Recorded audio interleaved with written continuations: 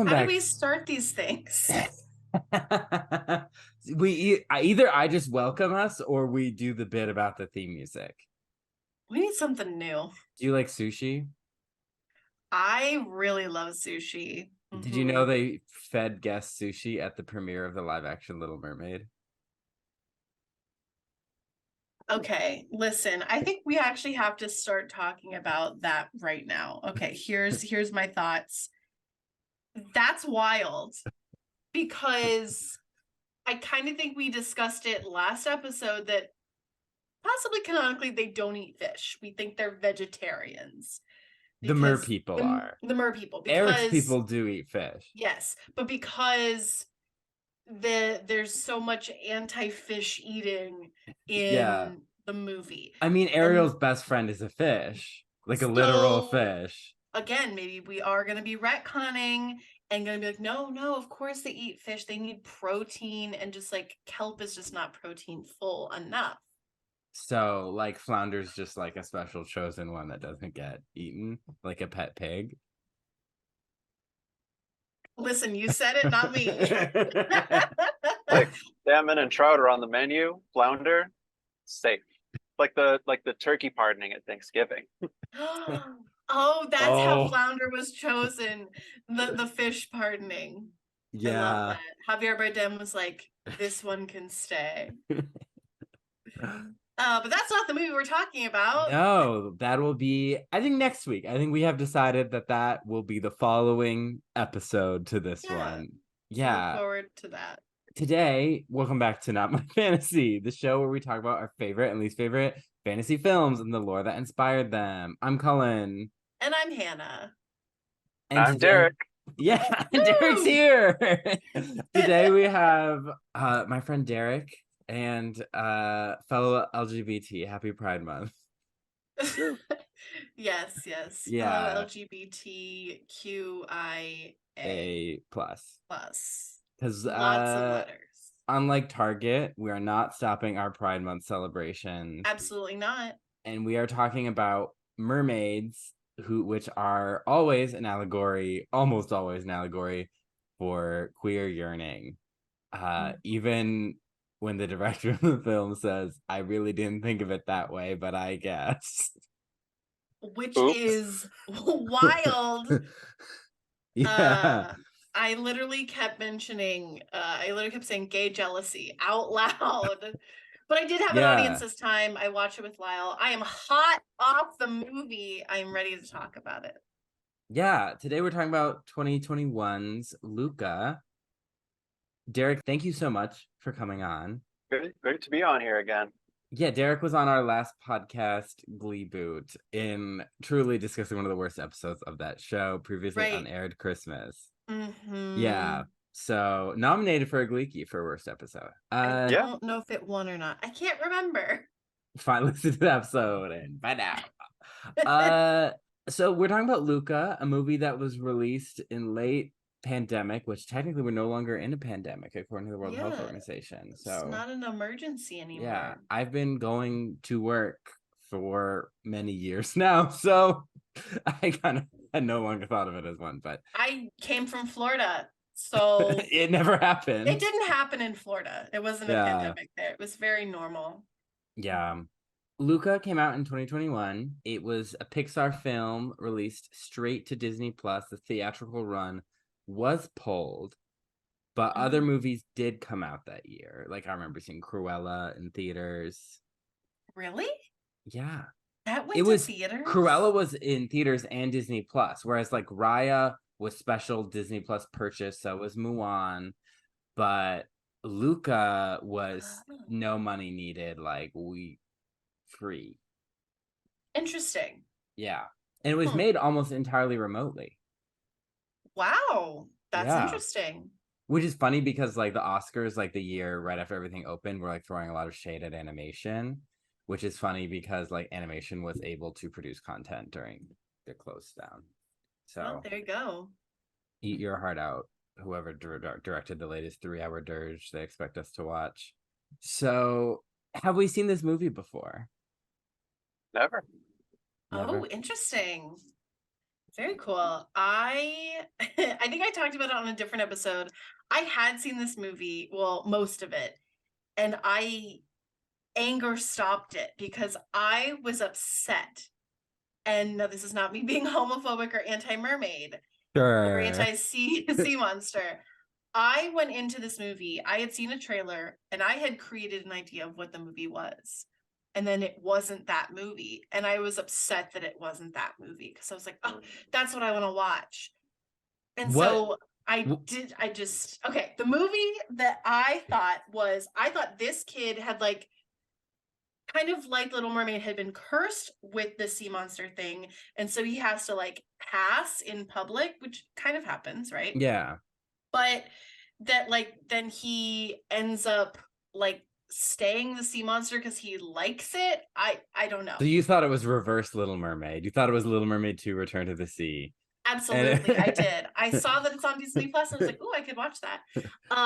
So yeah, we I have don't to know. wait to the finale of No Fantasy. Little Mermaid 2 Return to the Sea. During the apocalypse. That's right. Yeah. But yeah, so I had crafted this idea of this movie, and then it wasn't that, and so I wasn't seeing all of the good stuff that is there because it is a good movie, and I really liked it this time because I could actually appreciate it for it being not what I expected. So yeah, I just needed to chill the fuck out. I was the same way with The Big Lebowski myself. I I love that. watched it, and I was just like, "That's it? Like a movie about nothing." Yeah. The Seinfeld of movies.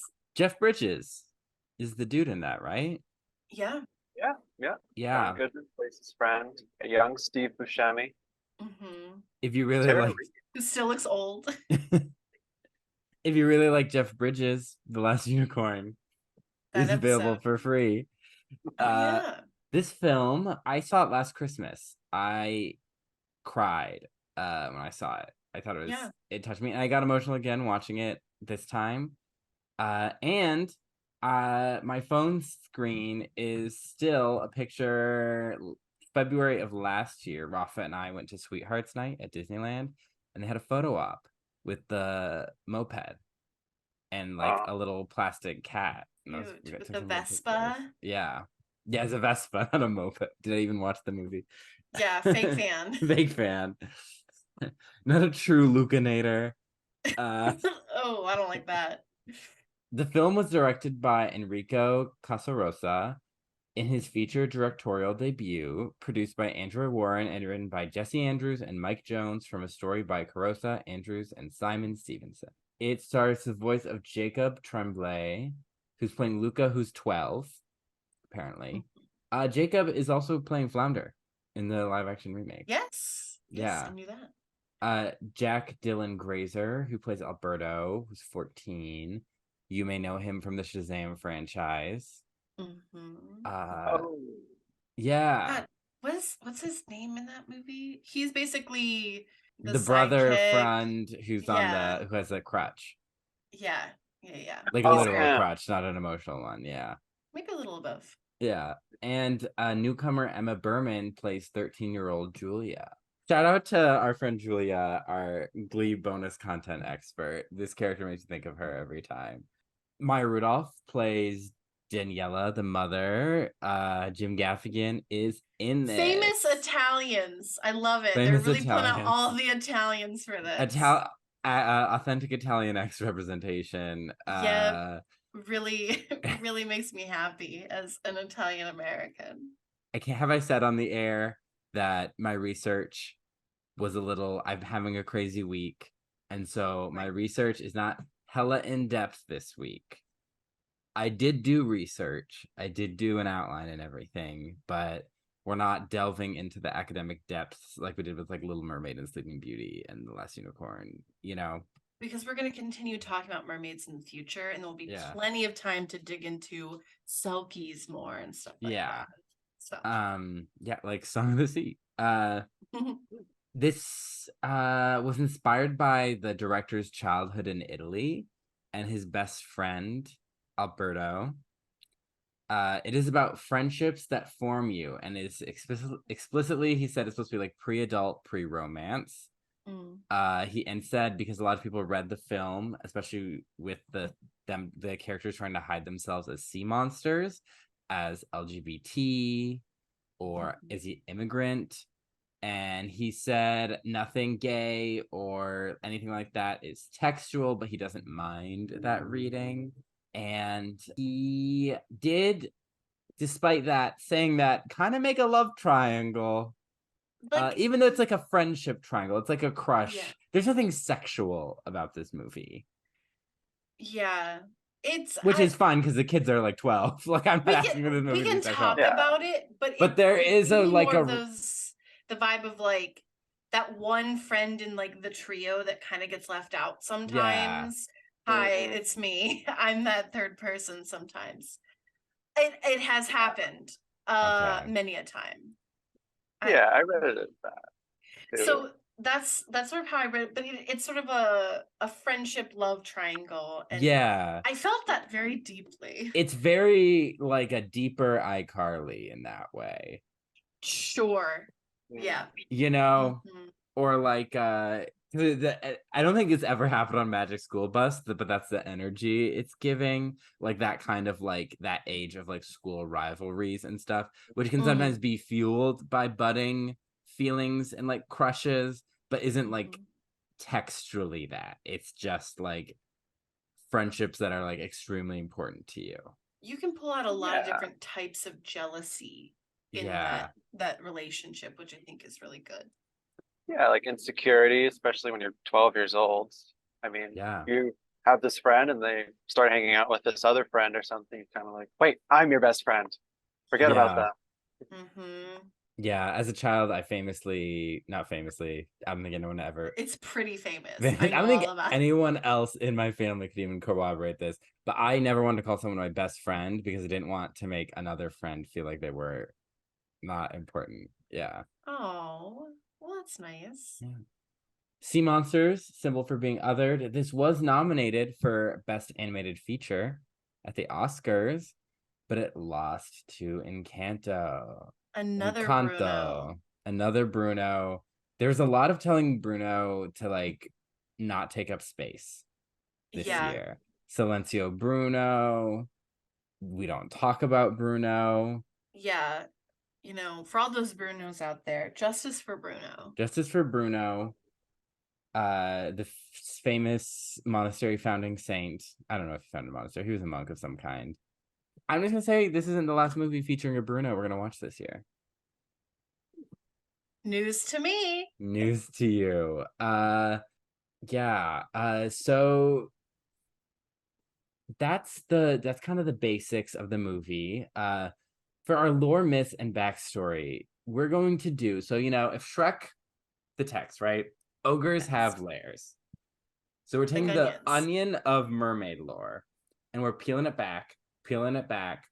We're not going super deep, but we're doing a wide circle. But even then, it's only going to be half of the outer layer of the onion. Mm. All right. So we have plenty of onion left. Plenty of onion left. Put it in your Ziploc First. baggie, zip it up, put it back Yeah. in the fridge. We'll come back to it. Yeah. Parts of the Caribbean 4, Splash, they're all waiting for us. What's the one with Aquamarine. JoJo? Yeah. JoJo Aquamarine, yeah. The Where they 13th put the year. blues, they put the blue strip in their hair. Yeah. I The can't wait for 13th that. year definitely 13th year. remind me a little bit of this movie. Mermaidtopia, Mermaidia, whatever Barbie movie there is about it. Oh, there's like at least 6. Yeah. Oh, gosh. There's even Barbie mermaid movies that have queer subtext.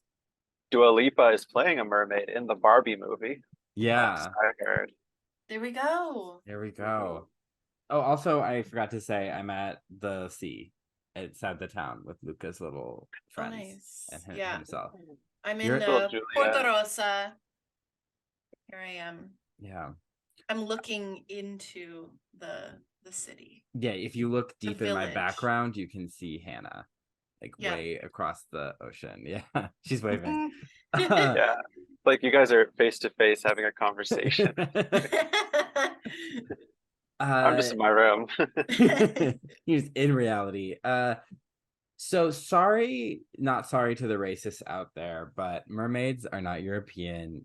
They're all over the world. The very vague concept of magical person who lives in the water isn't a crazy stretch for people to come up with and is all over the world. So again, as we will repeat, I did not expect this to be such a message on our podcast, but mythical creatures are not clearly defined and the borders are very vague. And so, well, you could say, oh, they're not called mermaids, and like they're not even all like that's an English word. So yeah, so it's don't be a weirdo.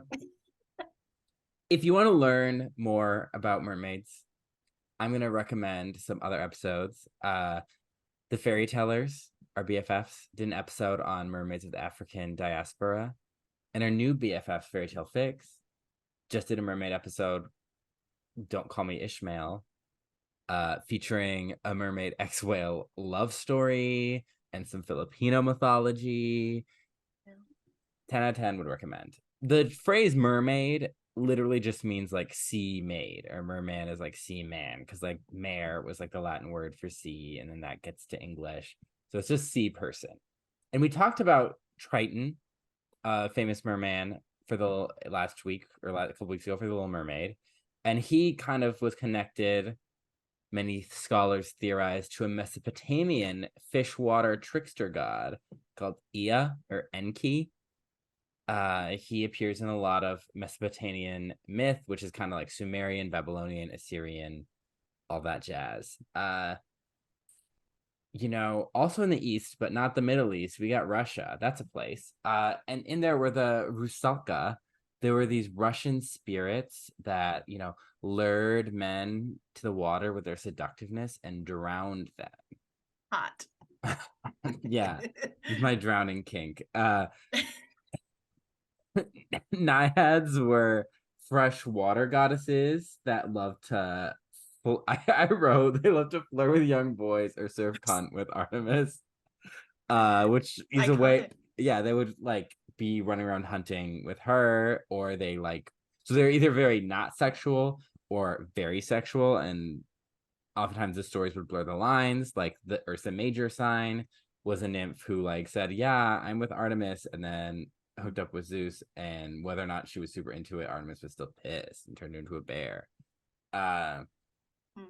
So that's Naiads. They also live in Narnia, so that's fun for them. Oh, I remember them. Yeah. There's also Nixies. They're German water spirits.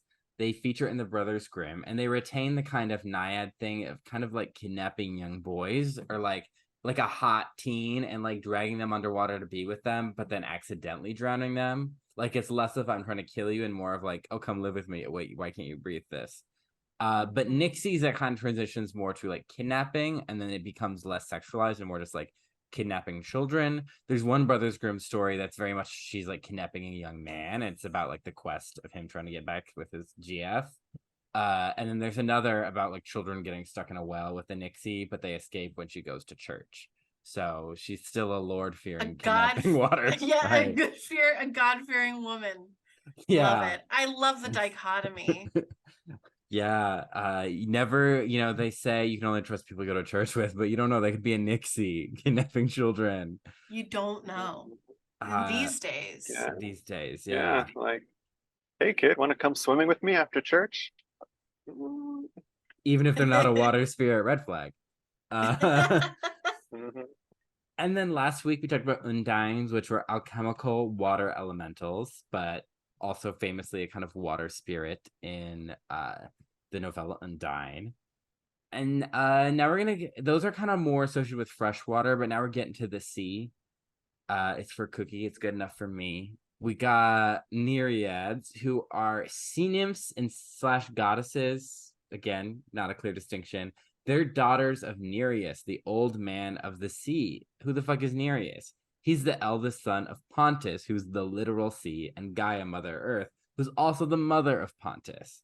So when Gaia she willed herself into existence. So now we have Earth. And then she's like, well, I need people to mate with. And then she gave birth to the sea and the sky. Yikes. So, Hmm. yeah. Slim pickings. Slim pickings. Very Old Testament style Yeah. relationships. Oh, the foreshadowing. The Nereids, sea nymphs, daughters of Nereus. There were sea spirits with beautiful voices, had power over the waves. They wore coral crowns. Poseidon's wife, Amphitrite, was a Nereid, and so was Thetis. Who was Thetis? She's the mother of Achilles, played by Brad Pitt in the movie Troy, as an atheist, I think, even though his mother is, we're listing her as a nymph slash goddess. So she appeared in many myths, including Zeus was getting cooed, getting overthrown by Apollo, Poseidon, and Hera, but she let him out, and then he really wanted to bone her, but it was prophesied that her son would be greater than his father. So instead, he just set her up with kind of like a mid-tier mortal hero king, and we're like, great. And they had this big wedding, and that kind of started the Trojan War. So, oops. Yeah. Thetis may have been a bigger goddess in older tradition because she's given a lot of prominence for just like a sea nymph. There are 97 names given to be like these are the different Nereids, but they're given a number, but that is not consistent. It ranges from 34 to 50. But who's the mom of these Nereids? That's Doris. She's named after the robot in Meet the Robinsons. That little hat. That predates this mythology, yes. Yeah, well, Meet the Robinsons was about time travel, was it not? True. True. So the Oceanids, I always want to call them Oceanads because Oceanid sounds dumb, but Yeah. here we are. They were the daughters of Titans Oceanus and Thetis, who represented like the water that encircled the world. They believed there was like water that circled everything. They were 3,000 in number, but some people think that just meant like a shit ton. And they were goddesses of like springs that sprung forth, but also the sea and also protecting youth and maybe Europe and Asia. So very vague, these kind of vague ancient goddesses. So Metis, the goddess of prudence and mother of Athena after Zeus swallowed her. She was an Oceanid, so was Doris, the mother of the Nereids. And Eurynome was Zeus's third wife. She was mother of the three graces, the goddesses of charity, grace, fertility, good manners. And Eurynome was worshipped as a mermaid in like a fish like lady statue. And some people said that she was a Titaness who ruled Olympus before Kronos, who's Zeus's dad.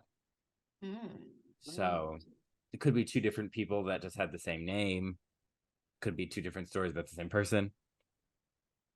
You never know. I one time read a story that Eurynome laid an egg, and that egg contained the world. So Fascinating. she's a woman of mystery. And I don't think anyone has connected her with this movie before. So they're also sirens, famous. They were bird ladies, much like the harpies, that sang songs that lured sailors to the rocks, and they would crash their ship and drown.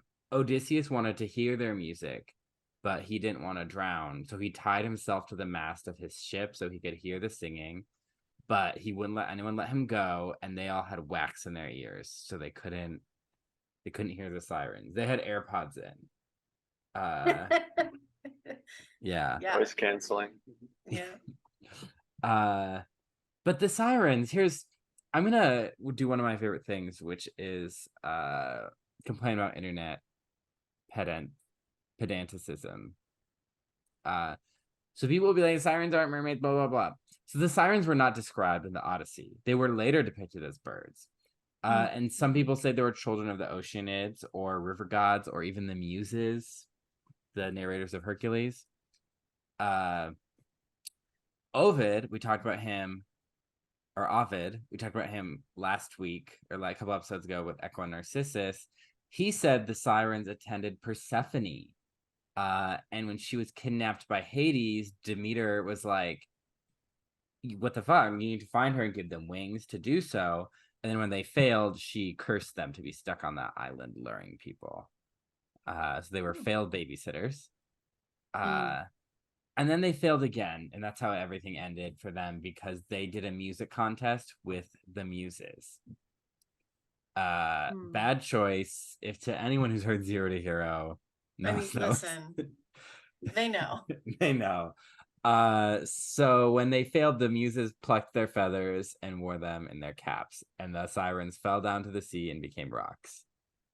Damn. Yeah. So you'll get internet people being like, sirens and mermaids are different, but sirens were to be being depicted as mermaid-like in the 3rd century BC. So that is roughly 2,300 years before the release of Chicken Little. In 5 years, yeah.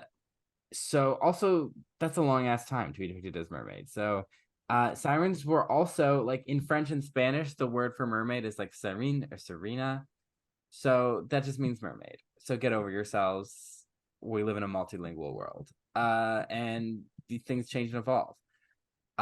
One of the books that popularized the vision of sirens and mermaids was one of those late antiquity bestiaries, like the one that popularized the unicorn look for the Middle Ages. Ooh. Yeah. So the Middle Ages, science. Mermaids are science, but not the History Channel thing about mermaids being real. This book. So the Middle Ages, there's a bust in mermaid stories. Nope, a burst. Not allowed anymore. No. Round them up. I hear about mermaid stories in here. Hear ye. Not allowed. Flame. Take 2. Mermaid stories got real popular. There are lots of stories of hot ladies who lured sailors overboard or sang to them. Some people think people saw manatees as mermaids, inspiring the song Barbara Manatee and Veggie Tales. Others think that people were just, like, horny and crazy on the ocean, so anything they saw, they're like, is that a hot lady? Yeah. You know, also, what a great story to make up. Like, you're trying to prank your buddy, be like, I just saw a topless lady on that rock. It's like, what? And then he's like, everybody, Jeff saw a topless lady. No. That's folklore in the making.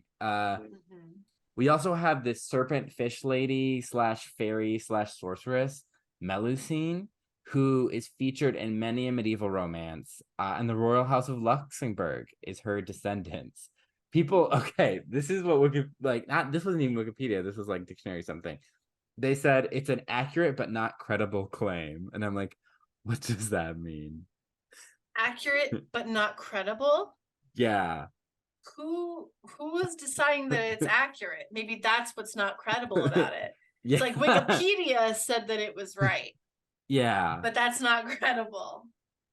Too bad I used a lot of Wikipedia this week. I'm sorry. So she also, her look inspired Starbucks. The look, where it's holding the mermaid fins. Yeah. Because mermaids did that a lot in medieval art because it was kind of like sexy. Yeah. I thought she was holding like a laurel, like those like flower leaf crowns like they used to use in ancient Greece. She's spreading her legs. I remember learning that a couple years ago, like seeing like one of the original Starbucks logos and seeing that, and I was like, those are like she's spreading wide open for us and giving us her beans, her coffee beans. So she's just advertising something. Okay. Yeah. So yeah, they huge in medieval art and heraldry, and then after that we get colonialism, and so that means mermaid lore started mixing with like water spirit lore all over the world, like in the Philippines and in Africa. They had several water goddesses because water was such a precious resource, but then in later stories you get this figure like Water Mommy, who is like a fish lady / goddess, and one of many water beings. In Japan, you have Kappa, who are like these amphibious but human-like kami, which are nature spirits. And they have this dish in their head that has water. And if you spill the dish, it gets rid of some of their power. And then you have Selkies, who are Irish seal ladies, who are these women that wore seal skins, which is like they were seals, but they could take that off and just be ladies. And then if you stole it from them while they were on the beach, then they like had to go home with you and be your wife and bear your children. But even if you locked it up, they'd eventually your kids would get old enough, they'd be like, "Hey, can you get mommy's special seal skin?" And then they'd open the chest and peace, she's back to the sea. And they're like, "How could you abandon our children?" It's like, well, you did force her into this. Yeah. So in the Odyssey, back to the Odyssey, we have the narrow strait, which has Scylla or Scylla, a supernatural female creature with 12 feet and 6 heads on a long snaky neck, each head having a triple row of shark-like teeth, while her loins were girdled by the heads of baying dogs. Some say she was once a pretty wit lady. She was turned into this by the witch goddess Circe out of jealousy, or because she betrayed her father for the Minotaur's stepdad. Yeah, so she killed some of Odysseus's men because he didn't want to choose between facing her or Charybdis, whirlpool monster that sucked up water. If you ever played the famous video game Age of Mythology, you know that Scylla did not look like that. Scylla did not look like that in that game. She was just a Loch Ness monster that could grow multiple heads. She was an aquatic version of the Hydra, which we'll talk about soon. So don't you worry, like, you're a pretty little head or many heads. Hydra stands. Yeah, all you hydras out there, all you 3-headed dogs, we see you. We see you. We're We coming see you. for you. We appreciate you. I'm coming back for you, baby. I'm coming back for you. So sea serpents, giant sea dragons. So you got many reports of these from sailors, Norwegian archbishops, and they're being like, yeah, they're real, but like, don't be scared. They don't like bother humans. They often appeared in like fake carnivals, like horror shows where they'd be like, here's Mummy bones. Fortuna. Yeah, Mummy Fortuna's horrors. Yeah, she probably got like a water snake. It's like, here's a sea serpent. Well, she did. Yeah, she did do that. And then so we're talking like 16th to 19th century. So prime putting sea monster on the map years. P.T. Barnum, he had a thing where he like attached the skeleton of a monkey and a fish. He's calling it a mummified mermaid. Yeah. This Yeah. is the greatest show. One of his many atrocities, I'm sure. So they're associated with northern seas like Jormungandr, the world serpent, who encircled Midgard or Middle Earth, which is where humans lived. He was the child of Loki and the troll witch Angrboda.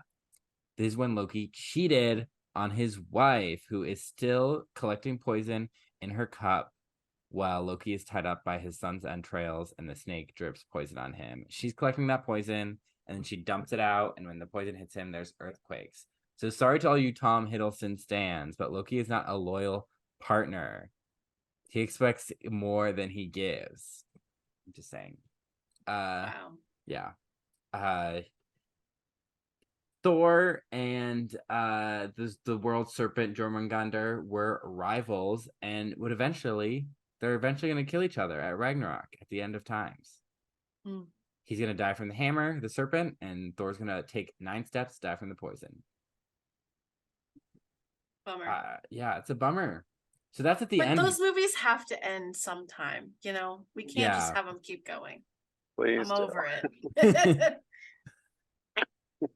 There's also, so that's the end times. If you go back to the beginning times, we got Tiamat, a primordial serpent / saltwater goddess in Mesopotamian myth.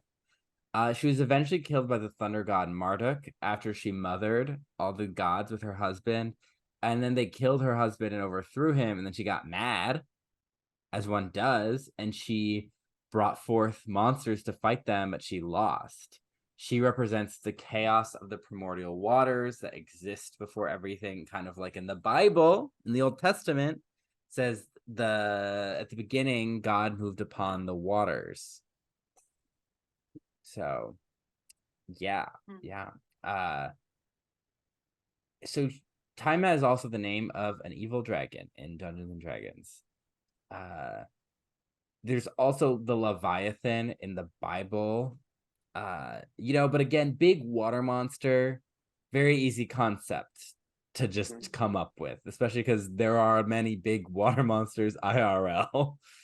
Yeah. Yeah, it's kind of easy to make your monsters come from the ocean. I mean, even nowadays, there's so much undiscovered area in the ocean, so we don't know what's down there. Thanks, Yeah. Marine Bio. Yeah, there's Bikini Bottom. There's is it Rock Bottom where SpongeBob goes when he takes too long on the bus? Yeah, where they like speak with raspberries. Yeah. So lots of secrets down there. Yeah, that's where the secrets of the ocean are, in Rock Yeah. Bottom, where they go. Have you ever seen the movie The Meg with Jason Statham? They're like, oh my God, there's a giant shark living at the bottom of the ocean. Yeah, a prehistoric shark. They made a second one. They made a sequel. Mm-hmm. So It's called Megan. Different movie. So this movie was inspired by different sea monsters in Italian art and myth, including the Talaro octopus. This was a giant octopus who saved an Italian seaside village of Talaro from Muslim invaders. And they celebrate this on the festival day of St. George, their patron saint. The Dragon Slayer, we briefly mentioned him in our Sleeping Beauty episode. So that's a direct inspiration for this movie. But I got another. Oh, I wonder. Do you know the animated Titanic movies that are Italian? No. There's What? two. There's two. It's a franchise. But in it It's there's a giant. The boat sinks. Yeah. Well, Atlantis. There's a giant octopus that saves the Titanic, so no one dies. Oh yeah, the American one. They had like a rapping dog in it too. No, that's wait. So there's an American one with a rapping dog. The Italian one has the giant octopus because the whalers and a gang of sharks teamed up to destroy the Titanic, so they tricked him into throwing the iceberg. But this girl whose tears hit a rainbow, she can talk to dolphins. So her and her Romani lover are able to save the day with the help of the giant octopus. And talking mice. Was the girl blonde in the cartoon? Yes. I think she was basically Cinderella because she also had talking mice friends. They're talking mice in both Titanic movies, so I get them mixed up. Yeah. I know it was very loosely based on like, Jack and Rose's Titanic as well. Like, I have a rich husband to be, but he's a jerk and not as hot as this guy. So we're having this conversation. Hannah's mind is exploding. I'm losing my mind because again, the Titanic IRL sunk. Like, I think 1,400 people died. I think that's a lie made by the anti-octopus community trying to erase the actions of the octopi. Yeah, You're right. Okay. It's a CIA cover-up. We got one little big guy to still talk about. Have you heard of a kraken? No, what's kraken? No, what's kraken? That was the giant octopus monster. It was going to Princess Andromeda was going to be sacrificed to it in the Clash of the Titans. Yes, in Clash of the Titans. Yeah. So the 1970s version and the 2010s version. Yes. Someone knows their Kraken lore. And that's what's Kraken. Thanks, Pirates of the Caribbean too. So Krakens were thought of being near Norway, just like sea monsters or sea serpents. And from like 1700 on, we started to get descriptions of them. At first, they were like these massive fish that you thought were an island and you could like dock on them. Then you light a fire and they'd get pissed and they would either eat you, and sometimes they have many heads, many claws. They're also known for extensive flatulence and being dormant for a long time. So me too. Yeah, I was gonna say me during COVID. But eventually they began to be described as like giant octopuses, which is how they appeared in the critically acclaimed Age of Mythology video game. Norwegian archbishops talked about krakens too. I guess your job as a Norwegian archbishop is to talk about sea monsters. Religion. Religion. So the phrase "release the Kraken" is from the Clash of the Titans movie, but krakens were not part of Greek mythology until the Clash of the Titans movies. And "Release the Kraken" became a famous line. They're also in Pirates of the Caribbean and in a movie that is already annoying me just by its trailers, Ruby Gillman Teenage Kraken. It's about a blue girl who thinks she's human, goes to regular high school, but then she's actually a magical princess Kraken, and Krakens are good and they fight evil mermaids, like one that looks directly like the animated Ariel. So Yeah. yeah. I did not like the trailer for that movie. Yeah. If it's anything like I expect, I don't think I'm gonna like it. And I have no desires to see it, and I'm speaking as someone who saw both Cloudy with a Chance of Meatballs movies in theaters, and 2 Hotel Transylvanias. Wow, the only Kevin James movies I've seen: Hotel Transylvania 1 and 2. Wow. Yeah, that's my brief survey of mermaids, sea monsters. Yeah, plenty of onion left. Plenty of onion for a crunchy onion salad. Crunch, crunch, crunch. Your mouth will be on fire. Mangianella. Santa mozzarella, as these people say. She also said Santa Gorgonzola, which made me laugh. Yeah. Which Santa Maria on a bicycle, the famous line from Pinocchio, A True Story, also a 2021 movie. Yes. Another Italian movie. Yeah. Authentico. Wow. 2 Italian movies on the podcast so far. Good for us. I did wanna throw that in. Like, I feel like this movie kind of contributes to, like, you know, the romanticization of Italy and Hollywood to me.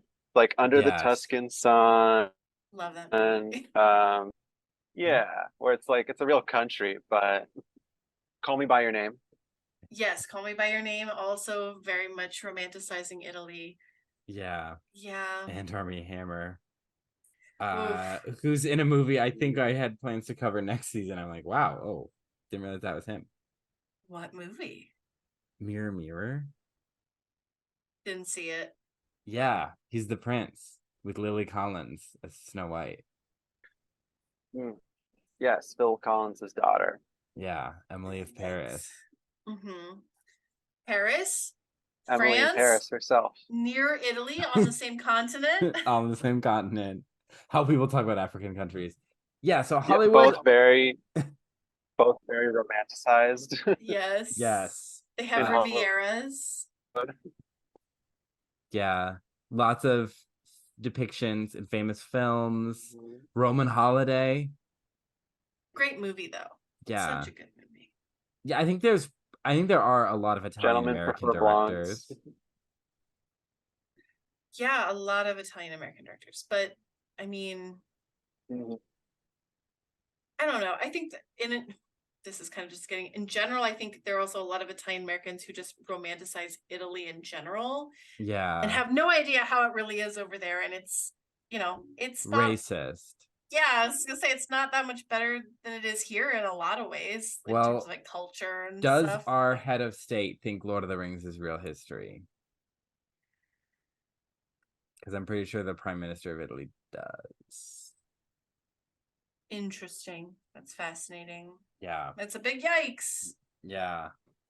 Okay, so we're talking about Italy, right? Okay, I'm like, wait, where were we in our conversation? We're just starting about the movie, basically starting with this movie romanticizes Italy just like every other movie about Italy. And that's an important thing to point out, I think, because, it did.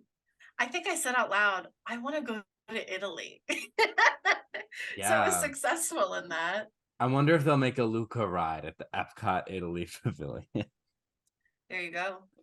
Make a restaurant and serve like all seafood.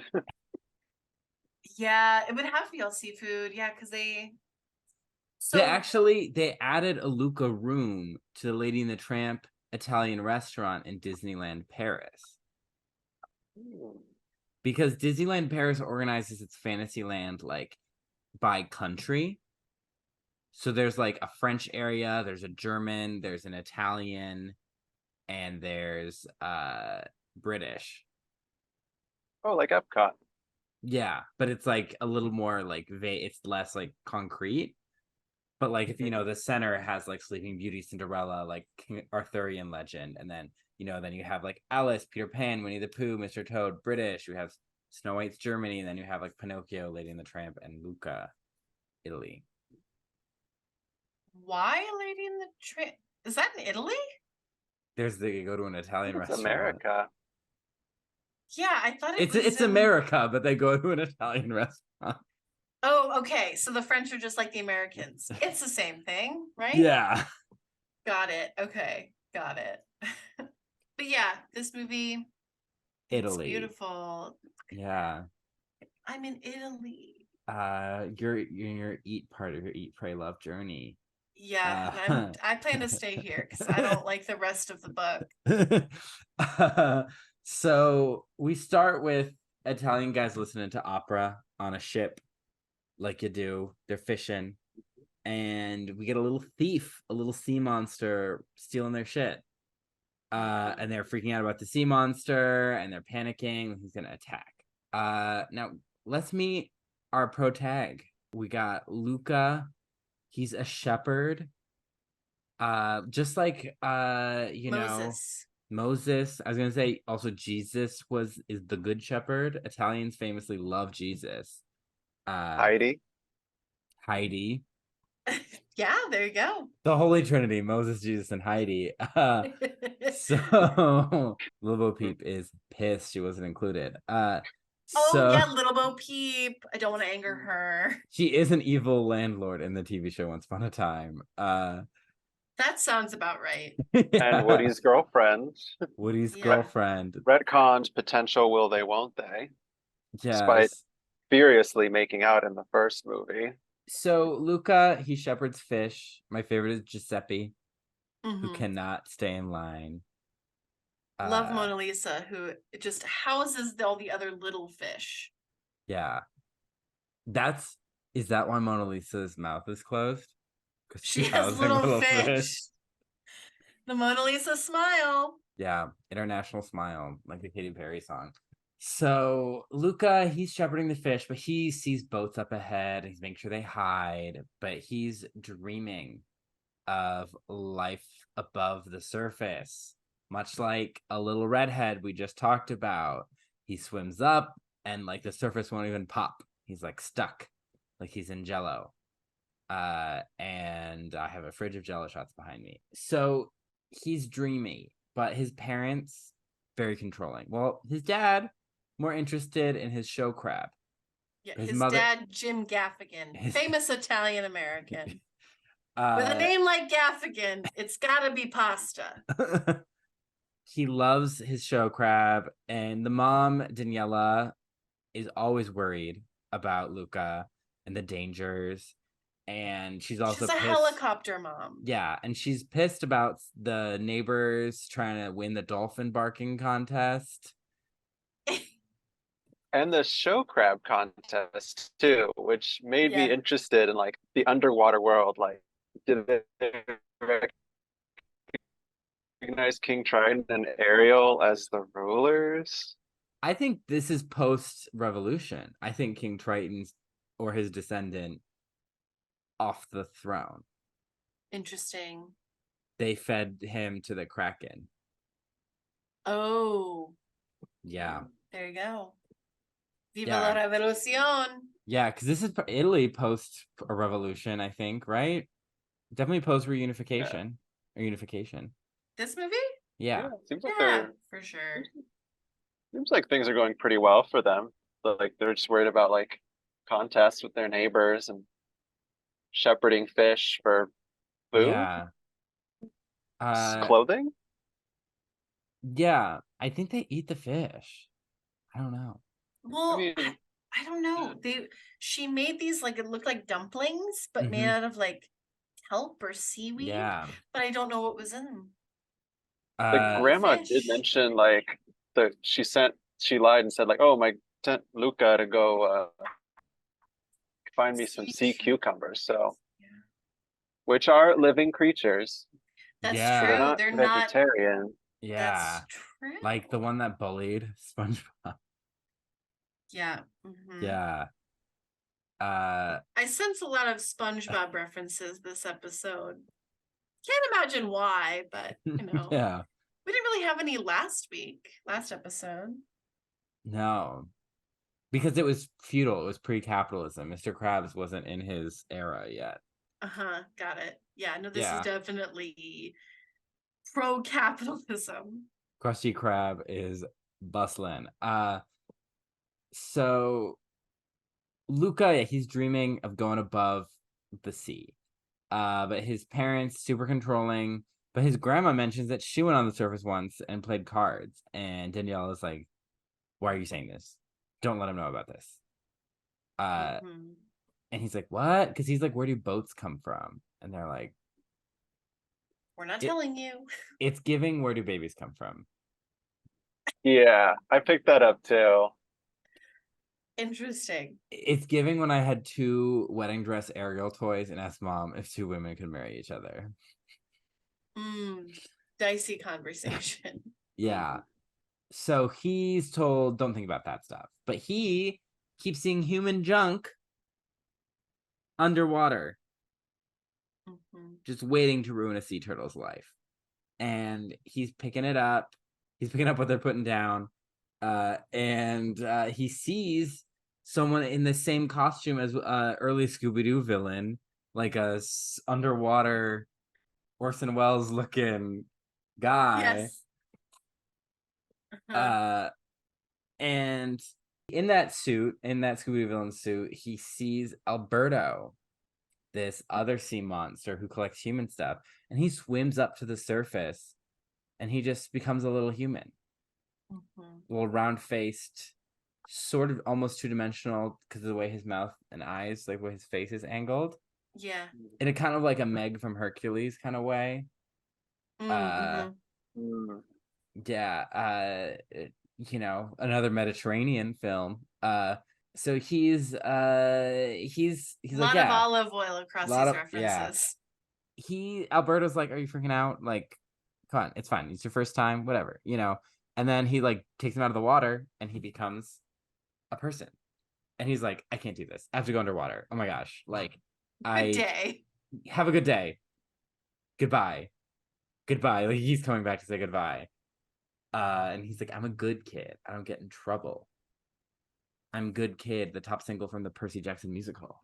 And he goes back to his family, and they're kind of starting to get suspicious. Meanwhile, he comes back up, and he sees Alberto again, and they start hanging out in Alberto's little tower on an island where he lives with his dad, allegedly.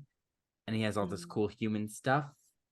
And Alberto shows Luca how to walk. He's like, it's like you gotta stack each bone on top of your body and try not to fall each step you take. Yeah, lead with your head, no more belly, and then he's like this, and then it's like, then he falls, and he's like, "That's just laying down." Yeah, he's like, try that. He's just not just laying down. I feel like we're underselling. Alberto and Luca have a very funny dynamic. Yeah. Because Luca is just always like freaking out and panicking, and Alberto's just like so deadpan. Yeah. It kind of reminded me a little bit of like, older brother, little brother almost. Or like, I don't know, kind of like if you've seen the Mario Brothers movie, the new one, where it's like Luigi's kind of like, "Oh my God, what do we do?" Mario's like, "I'm the cool older brother, like I'll lead the way." Yeah. I saw it. Like that. I get that. Hannah doesn't support Chris Pratt, so That's true. But also, I mean, not that makes it sound like I'm a Chris Pratt supporter. Wow. So Chris Pratt stan over here. I watch things Don't mind that me, just eating my Chick-fil-A. Shout out to Hillsong. But no, like I just haven't seen it yet. They see a picture of a Vespa, and they're like, "A Vespa? That means you could go anywhere." Vespa è libre. Vespa is freedom. That's what right. they I said. took Italian in college, so I recognized a lot of these words. By Thank you. thank Thank you. you. Thank you for bowing. My friend Taylor begged me to take Italian instead of 2 more semesters of French. But like the clown I was committed to French. But because the Italian class was taught by this priest, he just gave everyone a 4.0 because he was like really nice and easy. Yeah. But I did meet him because I was briefly vice president of the Catholic Student Society, and I left because the president hated me. And part of it was because the priest liked me more. So politics. Politics. Also, she was probably top 10 one of the worst people I met, because I haven't met Ron DeSantis. But so far away from that evil man with his terrible boots, Luca and Alberto are building their dream Vespa because they're like, you got all the parts here and all the junk, and they're making it. And he's like, I need to go soon. And Alberto's like, okay. And then it like 45 cuts. minutes later. One eternity later, they are they are still building this Vespa. And then he gets home really late that night after his parents have seen him build like a rock version of himself. Then like, he told the fish, this is whoever, he's Luca. in charge. Yeah. Luca. Okay. And then he leaves and the fish are just like, ah. Which is crazy because the fish ran all over the place before. He was like trying to get them out of his neighbor's hair and stuff. Clearly this rock is a lot better at shepherding. Yeah. And so his parents, they find the human stuff. Again, this is giving a very kid gets outed thing. So he goes down to the sea, and his parents are mad. They found his human stuff. It's like when Lane's mom found all her stuff hidden in her room in Gilmore Girls. And they're like, we got your uncle from the bottom of the ocean, from rock bottom. He's a little angler fish guy with like glowing bones inside of him. He's I think he later calls him my see-through uncle. Yeah. Because you can see his heart. He has serious health problems. He clearly has sight problems because his eyes are kind of going different directions, probably because he's in the dark all the time, so his eyes aren't used to movement. And then his mom thinks that's a better place for him for 2 seasons up to 3. Because he'll be far away from the surface. Just he can't see anything. He just has to open his mouth and let whale carcass flit in. Yeah, which is apparently recommended, highly recommended from the uncle. Yeah, it's giving conversion therapy. Yes. And so honestly, like, I definitely watched this movie heavily knowing like that, like, there's a very easy gay reading into this. And like, yes, I instantly thought that too, because like we can see that this other fish monster is not well. And so it's like, it's some form of torture. And he has to slap him to get him to not die. Yeah, but it's for his good. Yeah. That we're sending you to live with your grandma and grandpa out on the farm in the middle of nowhere. Yes, away from cute boys. Away from I really thought it was going to go into like a Ratatouille kind of level where it's like, oh, we're like actively hunted and there's like lots of generational trauma because of it. Interesting. Yeah, it's a little like, it's just because it's just kind of a local superstition, and like people kind of believe in the sea monsters, but there's no one's dying from it. Like the grandma just went there. Apparently she goes there every weekend. Yeah, she was just like up cards with some sailors. Yeah, because the first time he goes away for a long time, the grandma covers, but then it's the time when they're trying the Vespa out and they keep jumping and crashing, and that's when they're just having a great time. He's like jumping. Luca's terrified, and Alberto's like, you gotta say Silencio Bruno. This is Bruno, that voice in your head. You gotta let it go, Elsa. Please forgive us. jump down into the sea, you know, and like just like have fun. And so they're just like, it does give, you know, just dudes being dudes. Dude, bros being Bros, bros. just jumping off shit and diving into the water and like having a good time. And it's helping Luca come out of his shell, his scales. Yeah. His shell. His little tadpole pod.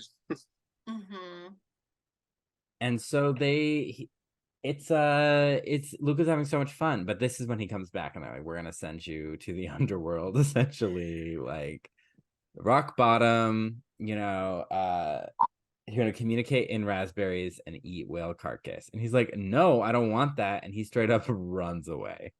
He's like, out of here. And he's like, Alberto, we have to get away. We have to go where my parents can't find me. Like, they're straight up runaways. Ooh, he's a little runaway. That song was written about this movie. They just gender swapped it to so they're like, okay, let's go to Porosco and just you know, we'll get a Vespa and we can go anywhere and we'll be free and we'll run away together. So they sea monster it up and swim over from the island. And Alberto later says, like, you got me to leave the island. So Alberto had been on this island for a long time. And this is a question I don't want answered because this is one of those things where I'm like, but he knew to wear clothes, like a shirt and pants. But I'm happy he is. So again, that's what I mean. Like, I don't need the logic of, well, how did he know? Because they wear some clothes under the sea. But they do. Maybe he saw the sailors. That makes sense. Because they're all wearing, and that's there is an answer. And the sailors, I think, are also, a lot of them are barefoot too. Yeah. In the town, so he's kind of dressing like the sailors. So there even is the logic. I wouldn't have cared if there wasn't. I would have been like, that's fine. Put the kid in clothes. So they go, they're heading out, and they're trying to fit in. And so Alberto has this thing where he has a lot of uneducated opinions about things. So and a lot of random Italian phrases. Yeah, like, what's the matter with you, stupido? And like a greeting that he always does. And then what's the other thing is he says the stars are all minnows. Anchovies protected by the big fish, the moon. Yes. It's very Lion King in that way when they're talking about like the stars. Certain points of Luca do make me think of The Little Mermaid for comparison. Yeah, just where, you know, like she thinks like you're supposed to comb your hair with forks and stuff. Alberto's scuttle, I said that. Yeah. And he has the grotto of like all the like the human treasures, thingamabobs. I mean, they even have like a little like one point where there's like almost like a hole in like a rock that like shows like the ocean and the sky coming through, and like Luca's like poking his head out, just like Ariel with her little grotto. It's like, oh, boo, plagiarism, but just more like frame of reference for me, because that's what I grew up with watching. Yeah, you know, I think it definitely has a lot of similar elements, but it's telling a slightly different story. You know, like he can just become human. There's no like price. Yeah. And so that changes basically everything going forward, because so much of Ariel is like trying to become human and dealing with what she paid to become human, trying to get that all squared away. It's a story about student loans. Yeah. Parental figures are like, stay away from humans, they'll kill you. Yeah. So as we move into Act 2, we kind of get Alberto saying shit to people and they're getting offended, and he has Luca call these old ladies stupid, and they're like, excuse me. And these kids kick a soccer ball at them and they're like, kick it. And so Luca kicks it and it bounces all crazy and it hits the Vespa of Ercole. Which does that mean snail? because I feel like it's giving escargot. Oh.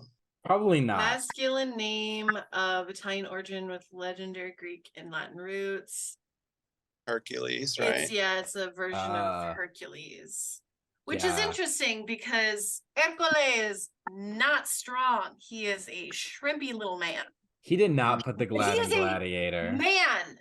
He is a young man. According He to is the aged out of that contest. He could be like 17 or 18. according to the Wikipedia, he is.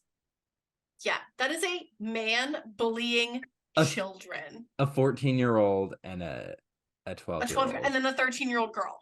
Yeah. Which the thing like, is in high school.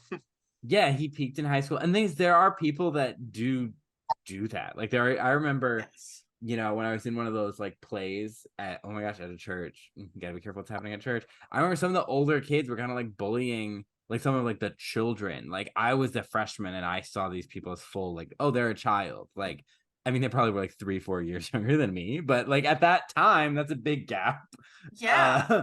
And it's kind of 14 to 10, 15 to 11. Yeah, and it's kind of like if you're 16, 17, that's like kind of embarrassing. Like you have beef with the child. Yeah. Who has beef with a child? Didn't we talk about that on a couple episodes ago? With that guy who was screaming on a plane about a crying baby? Yeah. Who has beef with the child? Maleficent, Ercole. And Ercole, yeah. Yeah. I guess a lot of characters we've talked about have had beef with children, right? The White Witch. And that's, you know what, embarrassing. Yeah. Ursula, you die embarrassingly. Yeah. You're killed by a lion or like a teenage boy. Yeah. You know, you get beef with kids, you die by the kids, you know. Like the misaccurately described, like rich teenage boy, like plow boat into like large old woman. Businesswoman, yeah. Girl boss. Yeah. So yeah, he's bullying them and he is like, oh, we have these newbies, you smell like fish, you're poor, and he's like, you damaged my Vespa if there's like a scratch. And so he is gonna dunk them in the fountain. He's gonna give them an Italian swirly. In the piazza. He is not seeing the light in the piazza tonight. And so they're gonna shove him in there, and he's scared because he's gonna go all scaly. It's giving, is it Aquamarine and Splash, where like she can't get wet or she'll turn to a mermaid. Yeah. Australian show. Oh yeah, it's a vitamin Z, hydrogen, no, H2O. Yeah, H2O. They're like, Claire, no, the water. Arnar. Which all do you think of I'm a Star is just Emma Stone in an Italian accent. No, Emma Stone.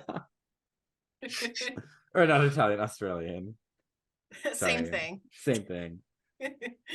We meet Giulia, who calls his evil reign of injustice, Ercole. And everyone makes fun of her Spulia because she threw up at the last race. And like, what is this race? Because at first, like, they meet Giulia and she kind of gets Ercole like distracted so they get away, and he's making fun of her. And then Alberto's like, "Hey, let's go." But you know, Luca's a little curious. He's Tugger is a curious cat. He's going to ask Giulia about like, okay, what is this race? And she's like, there's prize money. You could win the shitty Vespa that you want with it. Yeah, no, he's like, oh, you get money, and Alberto's like, that stuff is useless. And he's like, well, maybe you can turn it into the Vespa. And he's like, what do you mean? He's like, just ask her. And she's like, yeah, like, I guess you can you can do that. It's great. Good comedy. It is funny. Yeah. And so this race is an Italian triathlon. If this wasn't made by an actual Italian person, I'd almost be like, is this offensive? Right. Yeah. It's cycling, swimming, and eating pasta. Yeah. Well, like They want to add a stereotype to be like, soccer or something. Well, also, I think the pasta is bland. I think it's just pasta, no Yeah. sauce. Ugh. Mhm. I Yeah, actually no oil, no olive oil or seasoning. It's just no. pasta. No butter and Mm. cheese like a child would do, or me, Mhm. because I do that still sometimes. My hot take is I don't like pasta. Well, I'll eat it sometimes, but spaghetti, You know I'll what? pass. Lyle doesn't really care for it either. And Because I'm like, doesn't taste that good, and it is just basically carbs. yeah. I disagree. It tastes so good. But yes, and I disagree. It's not carbs. Yeah, no, like it's not like, especially not here where like you don't eat fresh pasta. It's Yeah. not very good for you. But like if it's a good Italian restaurant, a classy little joint like Olive Garden. But like wow. When but you're no. here, your pasta. When you're I don't know. I think it's because I'm an Italian person. yeah. So it Like, was just, give me it's always, potato. yeah, exactly. I mean, I love potatoes too. I'm Irish and Italian The two and I'm carbs. German, but I don't want any of that shit. You don't like sausage? Not really. Mm. If I have sausage, it's hot Italian sausage. And that's not a euphemism. That is literal, like actual Italian sausage. So I don't eat sauerkraut. I don't eat any of like the Central or Eastern European foods that like my mom likes that she had growing up. Pierogies, Yeah, and none of the that. Slovak festival. I went to a Slovak church, and the Slovak festival food could be a little rough. Julia explains this race that they're doing, and she's like, Poderoso Cup. giving this is very Delfino Plaza. It's giving Mario Kart. It is giving Mario Kart. I get it. Yeah. And so they're like, she's like, do you have a place to stay? Because they're like, we're runaways. And she's like, do you have a place to stay? And he's like, no. And she's like, okay, well, come stay with me. And so she takes them to go eat dinner with her dad, who is a fisherman. Yep. Has lots chopping fish, has chopping fish harpoons, everywhere. in the kitchen. Very Le Poisson energy. They're scared and they all sit down, and he's talking about killing fish, and then Luca sprays water on Alberto and he gets scaly and he has to jump down and hide it, but then the cat sees it. Yes, this cat, and then the cat proceeds to attack them a couple times throughout the movie, which is crazy. Yeah, the cat does not like sea monsters, and so because later she sees like Luca gets wet and she sees, or sorry to gender the cat, I can't remember. I think it was like named Machiavelli. Yeah. Assuming male, that's not very feminine, given the character. Yeah. Yeah. Given the book, it also has The a Prince, mustache to kind of mimic the dad. So yeah, because the dad has a real mustache. Urkele has like a tiny little like fuzz. He had what I could grow at 18, but I just need to shave it. I knew in like middle school and high school. Yeah. Bad teeth too, I think. Yeah. Yeah, all that money is not going into orthodontistry. It is going into those sweaters. It's going into his Banana Republic sweaters and his Vespa. Yeah. He says it's something. Maybe it's Gucci. Maybe Lady Gaga funded it. Who knows? Yeah. Like we never get to know like quite where his money came from, because it seemed like a pretty modest like little fishing town. So yeah, maybe he's from like a magistrate of some kind. Son of the mafia don or something. Yeah. Stereotypes. So they're gonna be a team for the race. We're gonna do this together. And they're like, oh, Alberto's like, I'm a great or I'm fantastically, and Luca's like, and he's like, bad swimmer. Like and so Julia's gonna swim. They're like, Alberto, can you eat? And he's like, yeah. So he's gonna eat the pasta. Luca's gonna do the biking. And so they don't know how to eat with forks, porquetas. Yeah. And so I love when they first have the pasta because and they they're eat like one scoop and then they're just like, oh, it's so good. What was That it? pasta did look good. As Pasta someone who alla just said he pesto. doesn't like pasta, like that Pasta al pasta. pesto. Yeah. Mm-hmm. And the dad is completely unfazed. He's just like, okay. These crazy kids from, you said they were from your school in Genova? Okay. Which I kept Not reading. Genovia. I kept reading Genovia. I knew it. I knew it. Yeah. Same universe, I feel like. He reminds me a little bit of the diner guy from like one of the first couple episodes of Stranger Things, if you know, who kind of is like, is this kid a runaway or something? Like they're eating very like they haven't eaten in a long time. They're barefoot. I don't know. I kind of picked up on that. Like I wonder if the dad knows like they're running away from something. Yeah. So you can sleep in my treehouse. Hmm. Yeah, it's like, oh, you know, the kindness of his heart. He's just like, oh, these poor kids. Yeah. You know, better stay in my treehouse than on the streets. So, yeah. Positive dad, honestly. Yeah. Also, like, kind of like nice representation of disability because he's like, oh yeah, I was just born without my right arm. Yeah. Because at first he's like, oh, Yeah. a sea monster ate it. And then he's like, no, it's just born without it. It was just born without it. Yeah. Then he's just, anyway, let me like rip this net with my teeth to show you like I'm still badass. So points for representation. because they tell him too that they know where all the good fish are because they apparently do eat fish. They're okay with letting the fish be eaten. That's true. Yeah, they're like, That's oh, we know true. where all the good fish are. We know fish. Yeah, We know some fish. some fish that bullied us. Bye, bye, Becky. Bye, Bye, Flounder. Chad. So they sleep in the treehouse and they get rained on by the dew, and they get all scaly and they're freaking out. And that's when the cat sees them. And Julia starts every morning by throwing the window open and going, "Da, da, da, da, da, da, da, da." And I'm like, this is why she's bullied. She was a nightmare at the sleepover. Yeah. Like, no offense to Julia, but like, come on, girl. It's like, you know what? She'll even out eventually. Yeah, she'll grow out of find it. her crowd, you know. The dad is like, can you help me fish?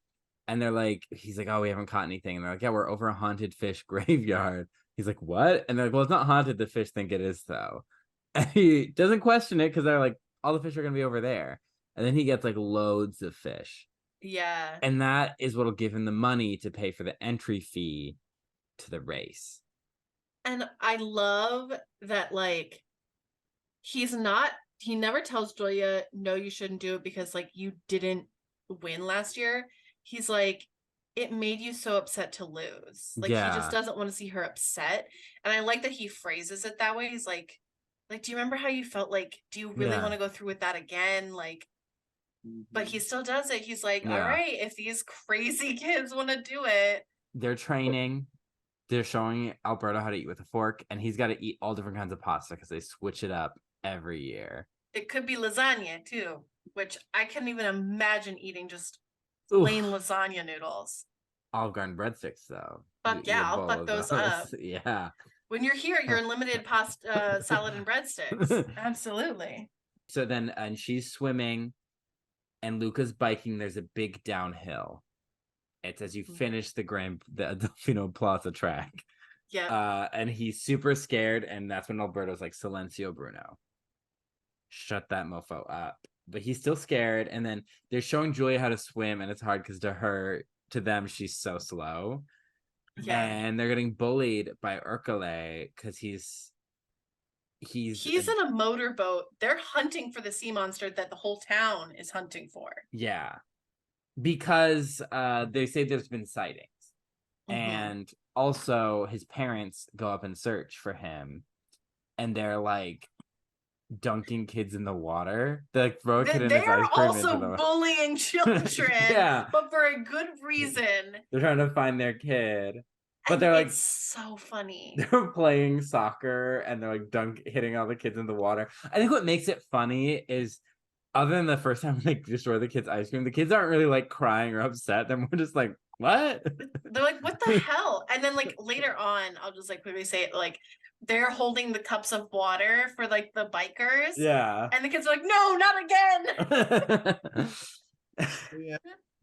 Also, they like stole someone's like laundry off of like a clothing line. So it's kind of there's like doesn't seem to be any like law enforcement going on in this town because no one's like, oh mom, there's this weird like these weird grown-ups that like throw us into the water. They drop water balloons on us. Or like there's no adults being like, hey, that's my outfit. Yeah, it's a small town. There's like, that no one else has that dress. The one cop, her main concern is the sea monsters. Sea monster. Yeah, that's right.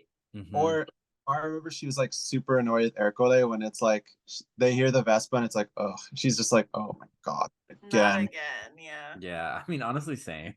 Yeah. And Ercole, so like they're signing up because there's this lady who is like, she's sent by the pasta company who sponsors the race. Uh-huh. And she is like, Ercole goes to sign up and she's like, aren't you too old for this? And he's like, I'm 16. That's what you said last year. Well, this year it's true. And it's like, girl, you gotta check his license. He has a Vespa. Yeah. Don't you need a license to drive that? Probably. You know what I will never be over is another famous movie set in Italy, the Lizzie McGuire movie, and this 13-year-old girl getting on a Vespa with a 17-year-old stranger. Yeah, cringe. So she was 13. I thought she was 13 like... or 14. I remember watching the movie in college because my friends had put it on. I had never seen it before, and I assumed, oh, like, cause it's like her graduation trip. I assumed, oh, she like graduated high school, right? Like, it's Hillary Duff at that age. Yeah, she was like 18 or maybe she was 16. I don't know, but she looked. I was like, oh yeah, she graduated high school, and they're like, no, middle school, and I'm like, what's she doing with this boy? Yeah, I don't know. So they're trying to find their dream, is what dreams are made of. I was trying to segue that, but anyway, so they're gonna sign up as a team, and Ercole is making fun of them, and Alberto's like ready to punch him, and Luca's like, well, he's just a catfish, just like a bottom feeder with like really bad whiskers or like too little whiskers, and everyone's like, oh, because that is a good that he read him to Phil, like. And the library was open. Also, the pasta lady looks at Julia and she's like, are you registering for one again this year? It's like, why are you bullying this child? Yeah. Mm-hmm. She goes to school in Genovia. Yes, in Genovia.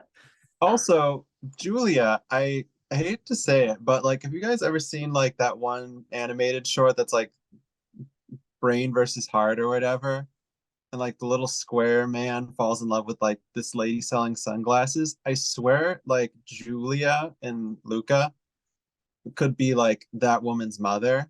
Like if you pull up a picture of like the lady, she got kind of notorious because she had like a ridiculous like little toothpick torso with like giant like hips. I remember, I think I've seen that. Yeah, I can think of this because there's like people in their brains. Yeah, right? Yeah. It's like Inside Out. Mm-hmm. Yeah. But like there's like a lady who like guy falls in love with, and she has like curly red hair, like a red striped top, and like blue jeans. Where I'm just kind of like, oh, Julia, like that lady. I just made that connection where it's like similar like hair and outfit, but not the same like curves, which I don't think Disney could get for a child. No, but she's a fun little blue hat. It's Yeah, just as good. Oh, she's spunky and cool. Yeah. She's so they're gonna do this little race. They're gonna Ercole's like, I'm gonna make you suffer. I'm gonna punish you like for making fun of me. Yeah. It's like arrest Threatens this a man. child. Yeah. Yeah. And so he's like basically like tells his friend to ram into their boat and like tip them over. And one of his like little lackeys has a last minute change of heart and diverts the boat. Yeah. And then he's like pissed and he's slapping him. And like he has his friend slap him. Was it Chuchi and something else? Yeah, they're like, slap him again. Slap him harder, like you mean it. Like with contempt. That's psychopath behavior. Like, Yeah. that's a murderer in the We making put on right the there. lotion to Yeah, he becomes it puts the lotion on its skin guy. He's very much like big fish in a little pond, keep yeah.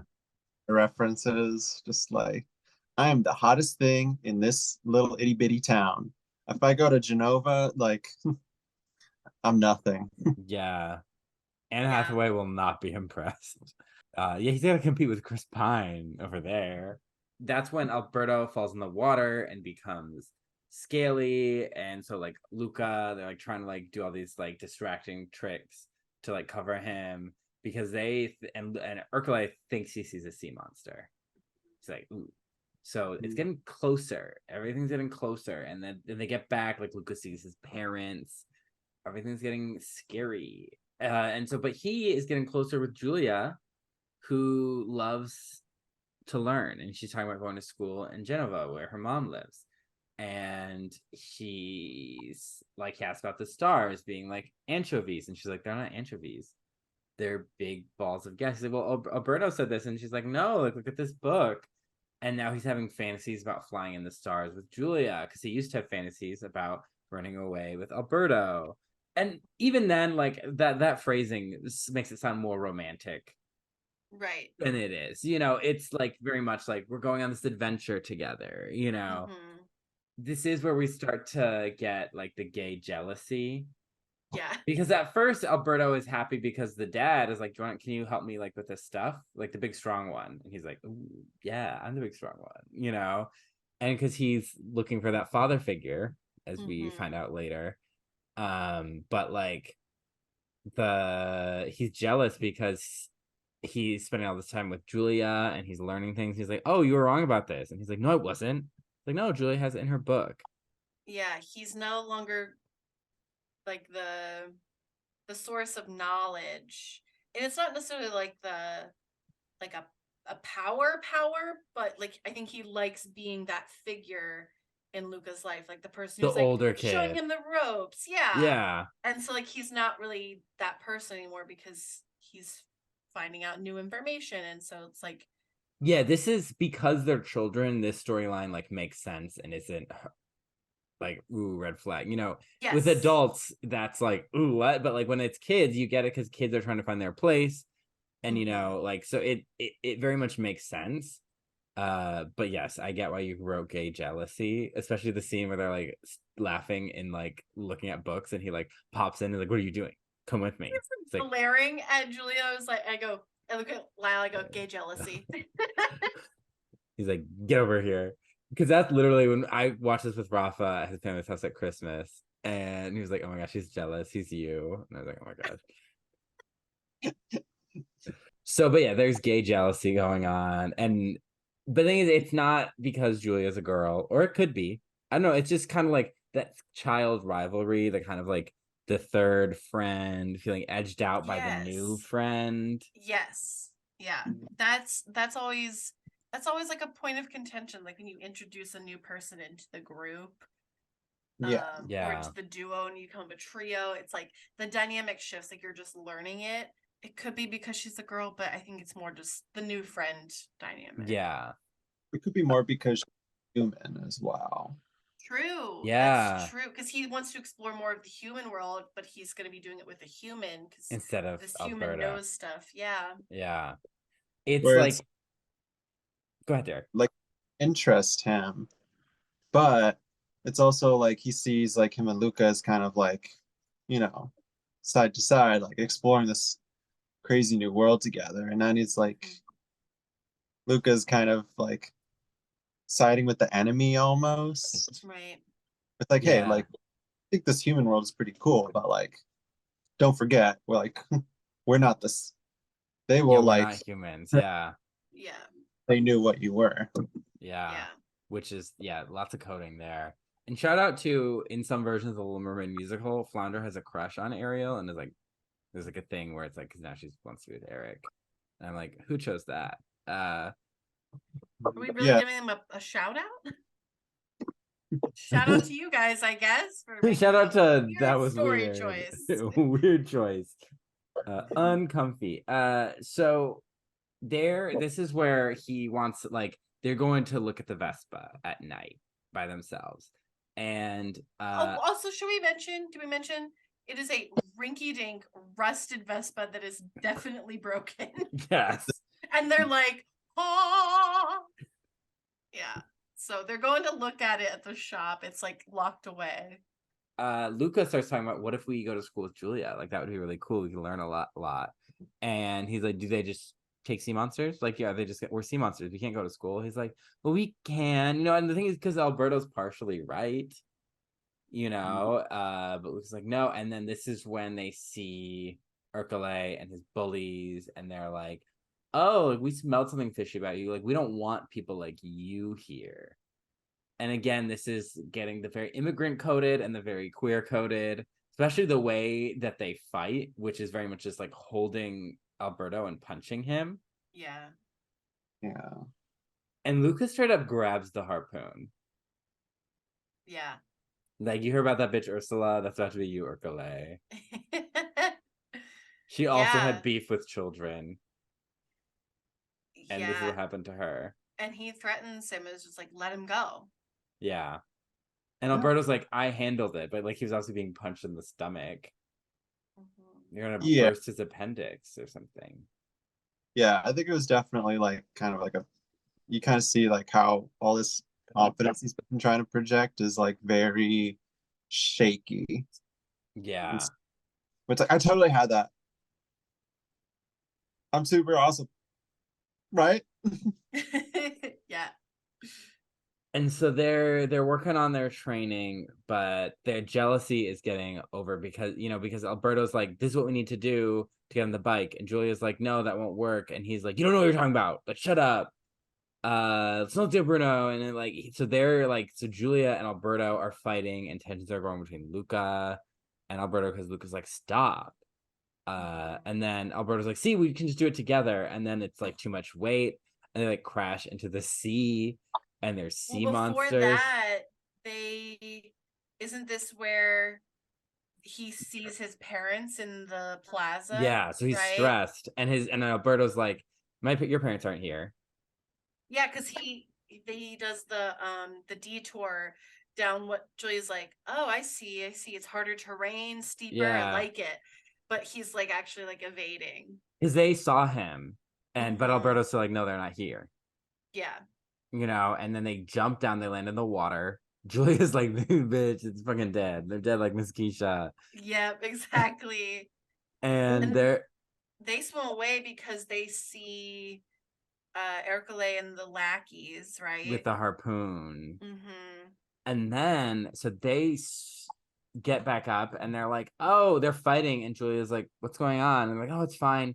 But Luca's like, what if we like go to school with you? And Alberto's pissed, and he's like, do they accept like all kinds of people at your school? And Julia's like, yeah, like you just have to pay, but like it's fine.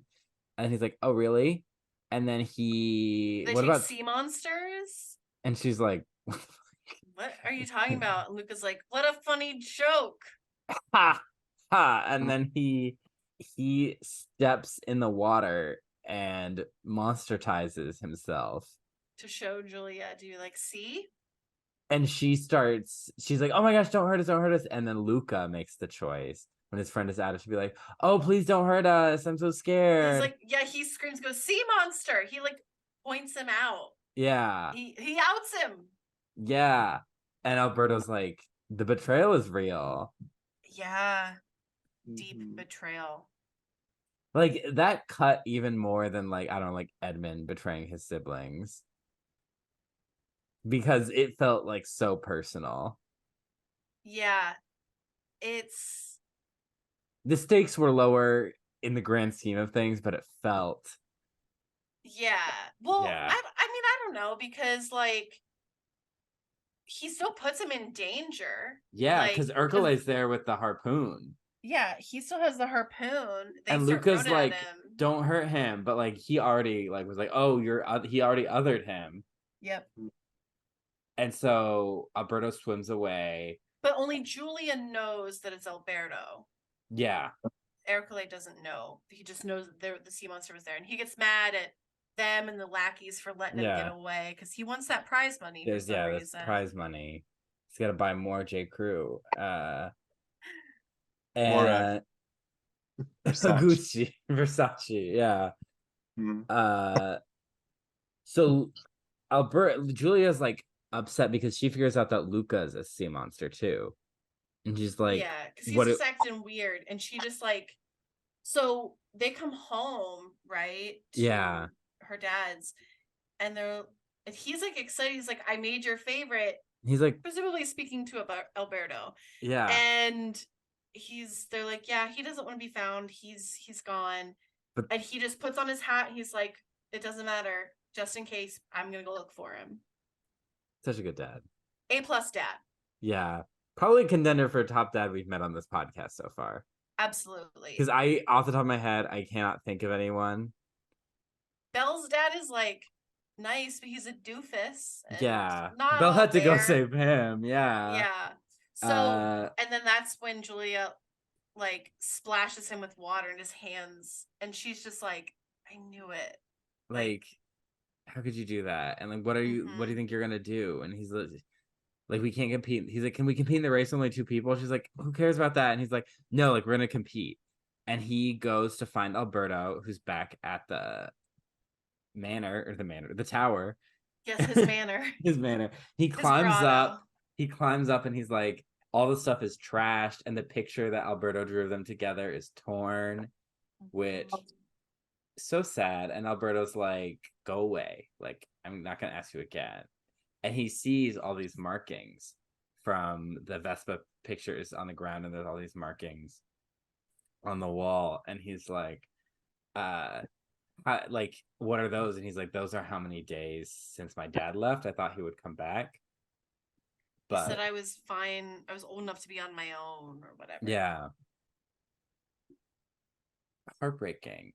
Yeah, he's basically internalized that like his dad didn't want to be around him and no one else wants to be around him. So I guess like that all makes sense to him, right? So he's internalized that. And yeah.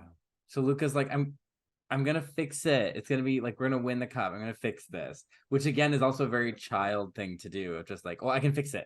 It'll be fine. And so he goes off, and that leads us into our act 3.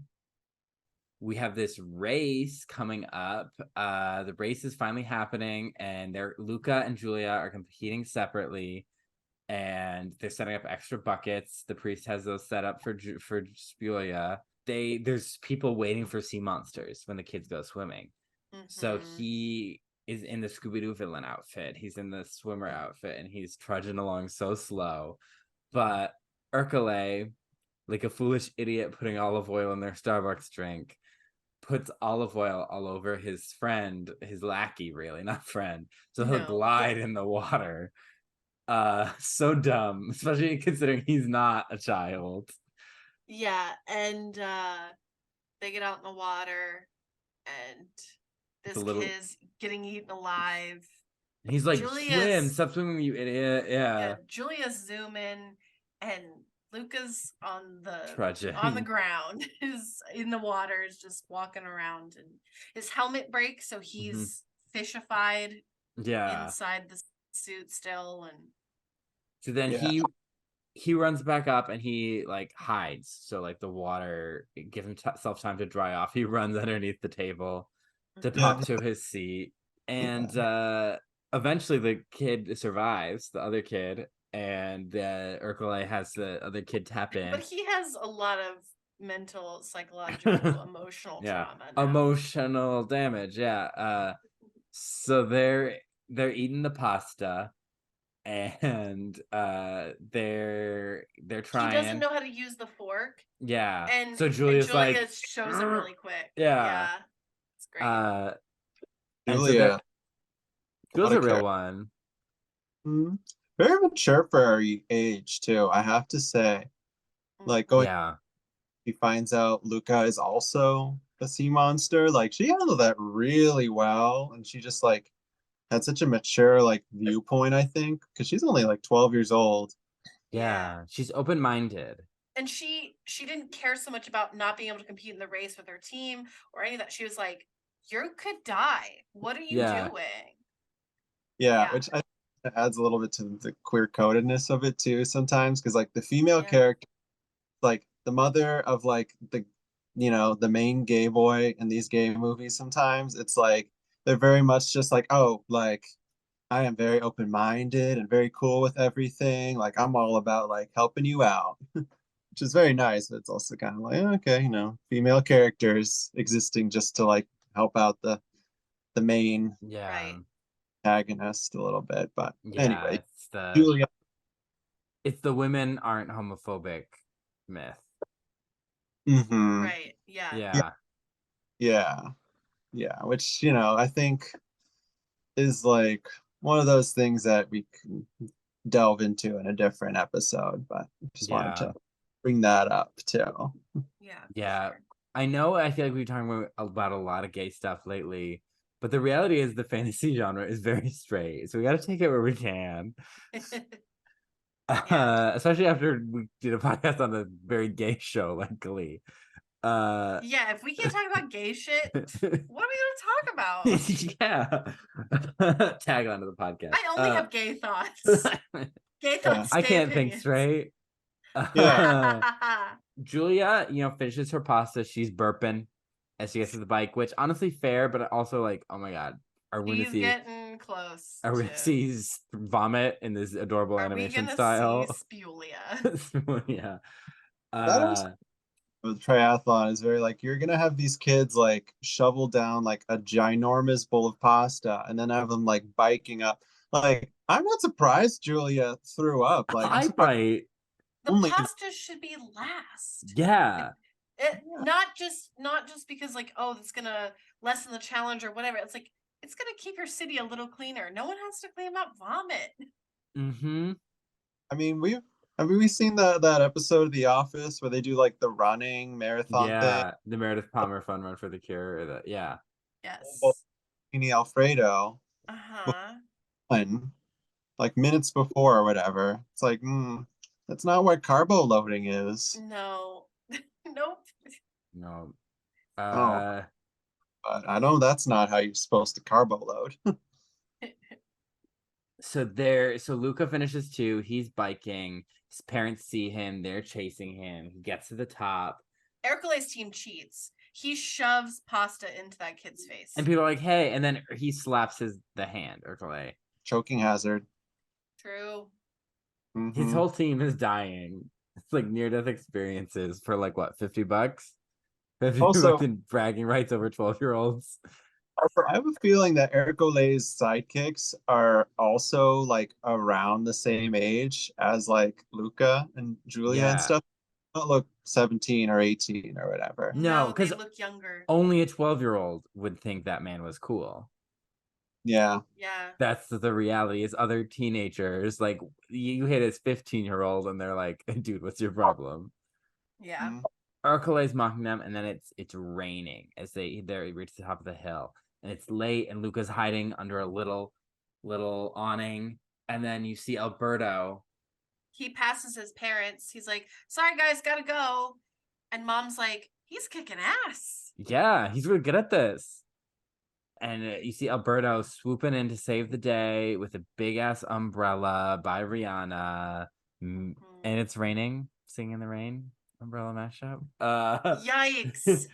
That part made they're gonna like, I don't know why, but that was kind of like where the movie went a little different from how I was expecting it to go. Because I thought like Alberto was gonna like hop on the backseat of the umbrella, and then like because they're going so fast, this giant umbrella, it's gonna be like Mario Kart, where they like kind of float with the umbrella. Delfino Oh, Plaza. Yep.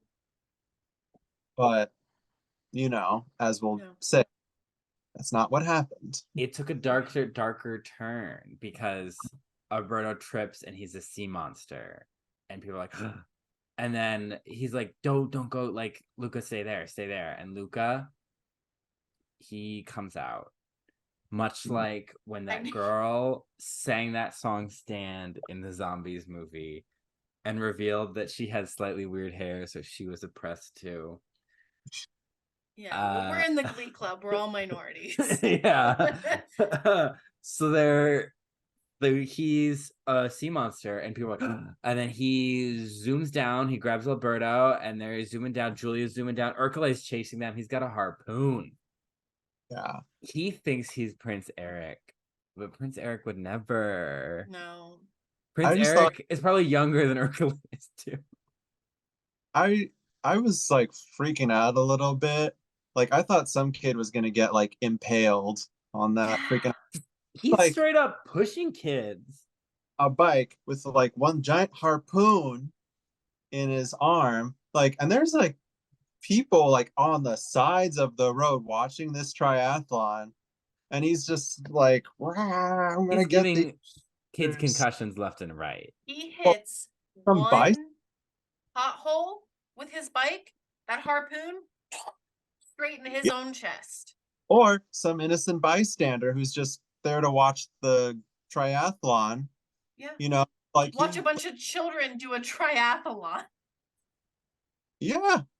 Yeah. Harpoon Right to the face. Kids, do not try this at home. No. Don't be an evil bully at home or in public or anywhere. So he ran your speedboat into a rowboat occupied by people, because that could have hurt some people too. I'm just saying.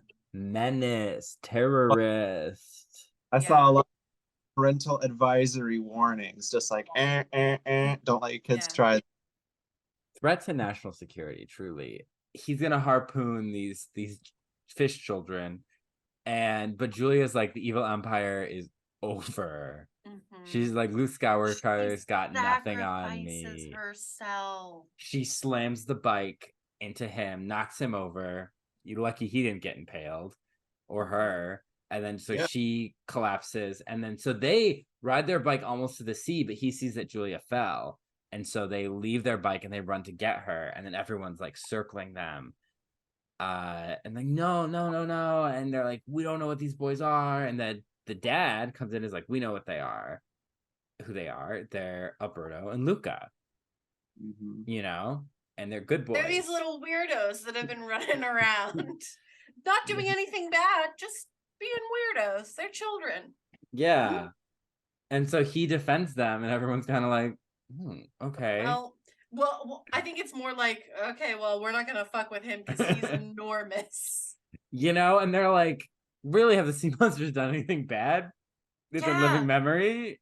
And the parents run in, and they're like, and so they're hugging him, and they're like, oh, there's parents, and then they're like, yeah, everything's great, like racism is over. And the sun comes out. Those the couple of old ladies reveal themselves. The couple of old ladies who were called Estupido earlier. Yeah. They're like, it's still raining, all right. And so then they take off their little babushkas or whatever, their sweaters, and they're revealed as sea monsters. And I actually thought it would have been really funny if like a couple other people did that. Yeah. If like someone else in the back just went, okay, cool. Like I would have loved that. That would have made it even better. But like I loved the old lady reveal for sure. Yeah, because the grandma is there all the time, you know?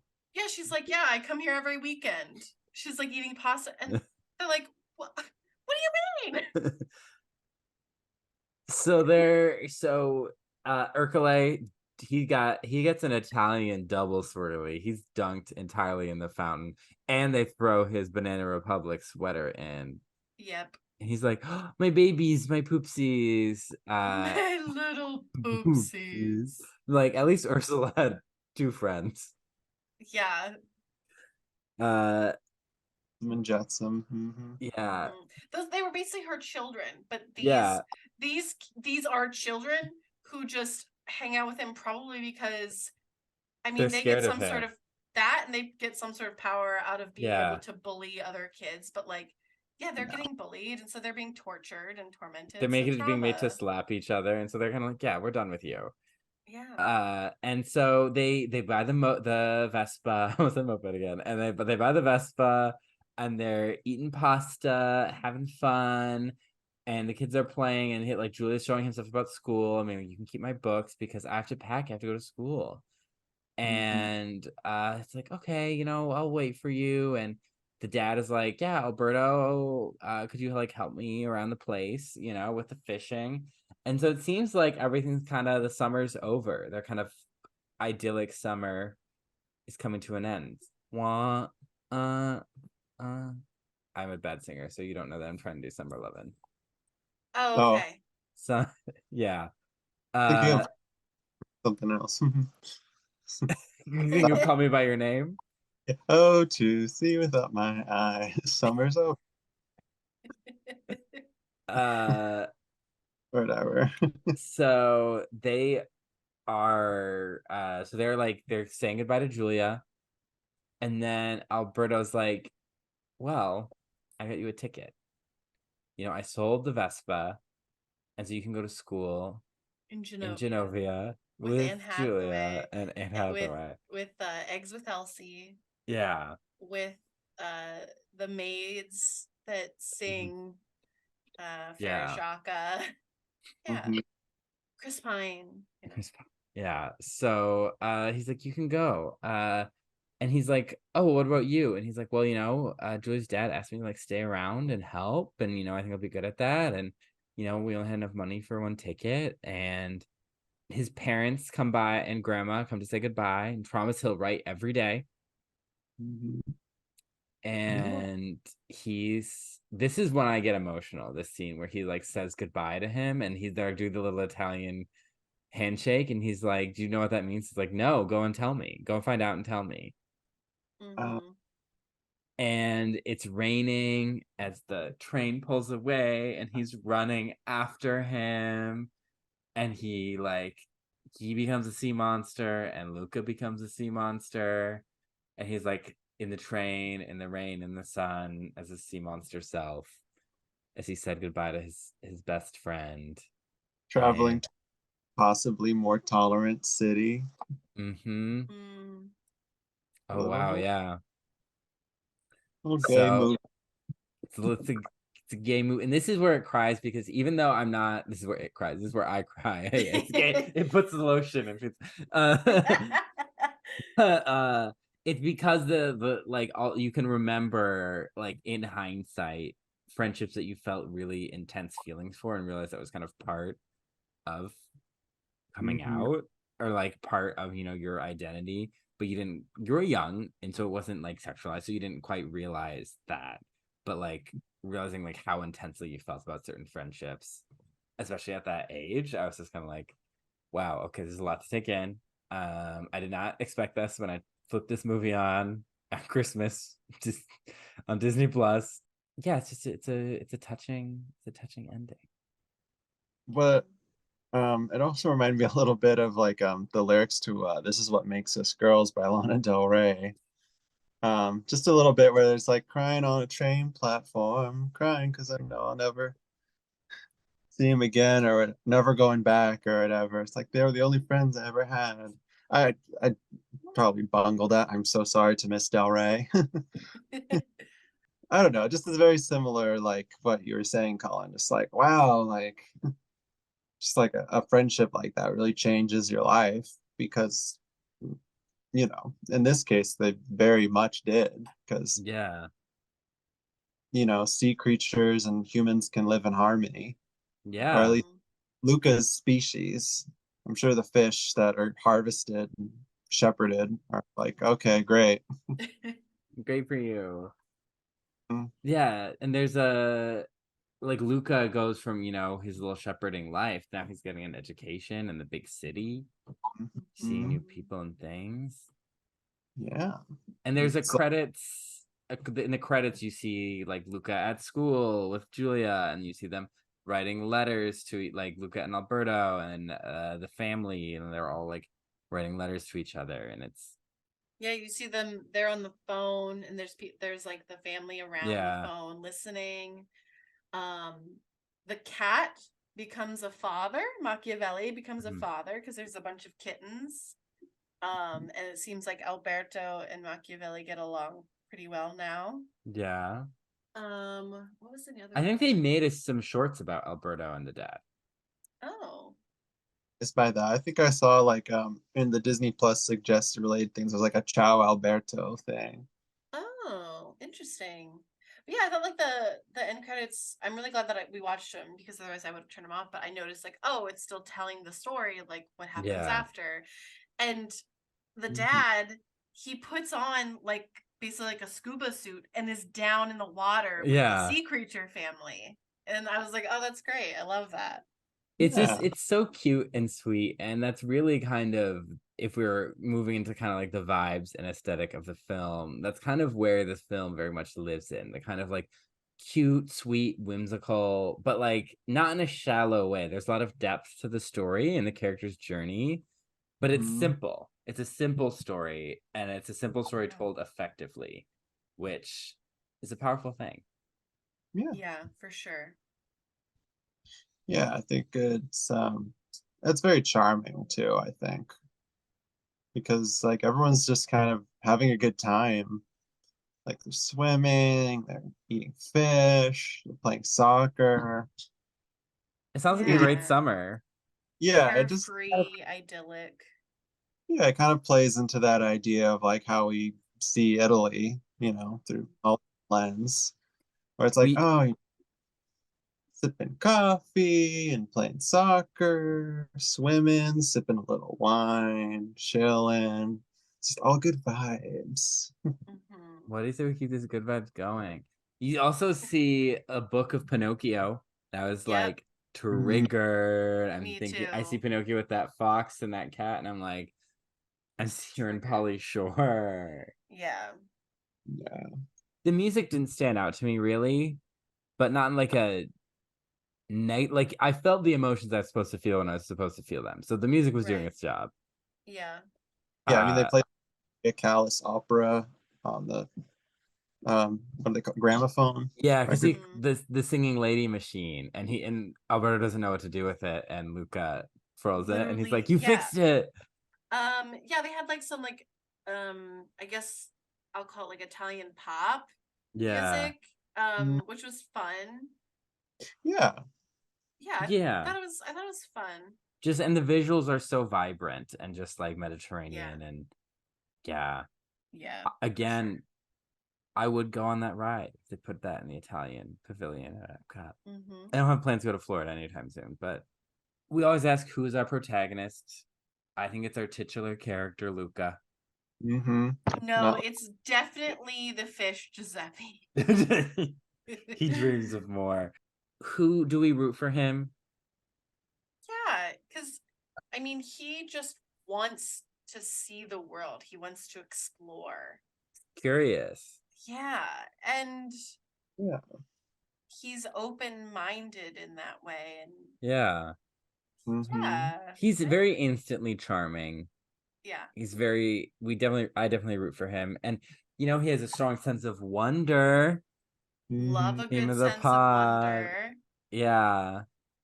And Alberto and Julia are fun kind of foils because they're all like goofy kids. Mm-hmm. But like Julia, they're like different kinds of goofy. Like Julia's like the crazy nerd, and Alberto's like the crazy daredevil, like, Mm-hmm.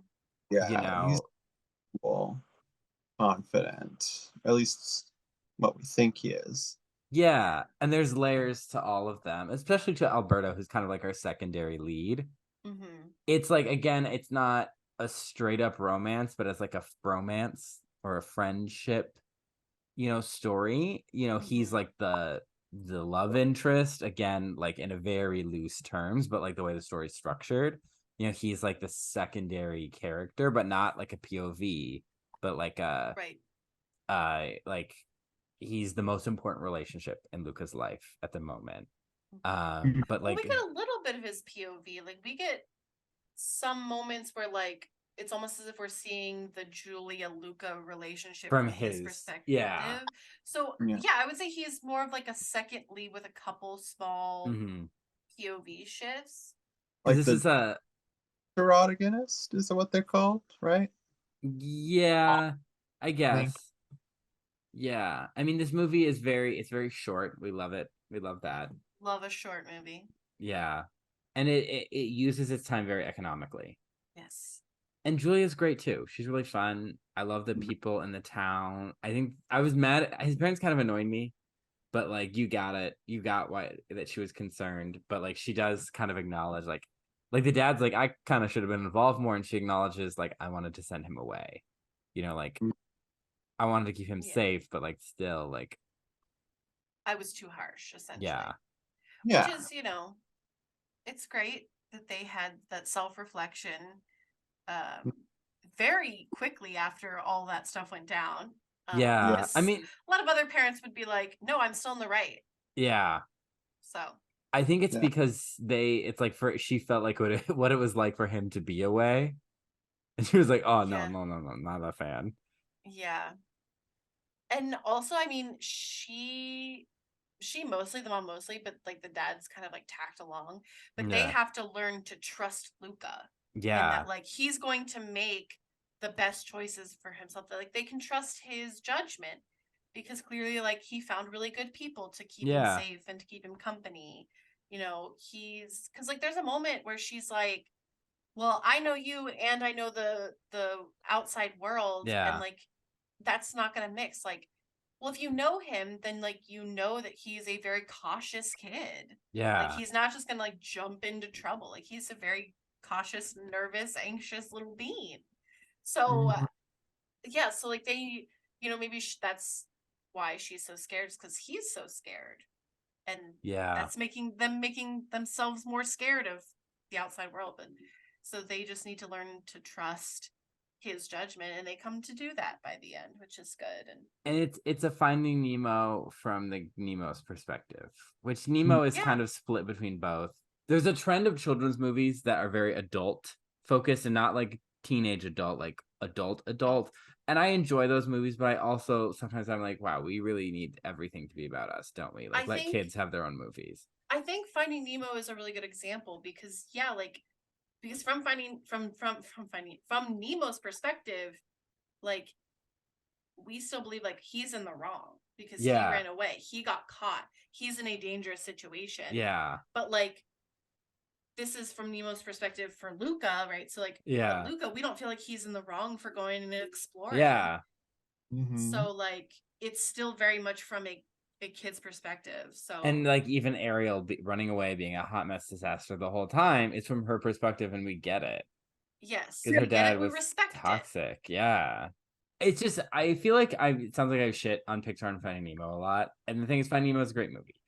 I just have this thing where there's something about Pixar movies that I've always, since I was young, been trying to articulate, and I don't think I've still found how to put it in 100% words yet. But it's like something about, especially that era of Pixar, because this is also a Pixar movie, is very focused on adults. I would say my favorite Pixar movie is maybe this. Oh my gosh, maybe. But I would usually say Monsters Inc. because I love that movie. But again, it's very adult focused. Like it's problems about like your job, the girl you're dating. The girl you're only kind of seeing her through the adult's eyes. Compared to the average Disney movie, even though Triton goes through the arc, we're from Ariel's POV. Even Sleeping Beauty, where we're from the fairy's perspective, that is an adult perspective. You still get a good amount of time of rooting for like what she wants.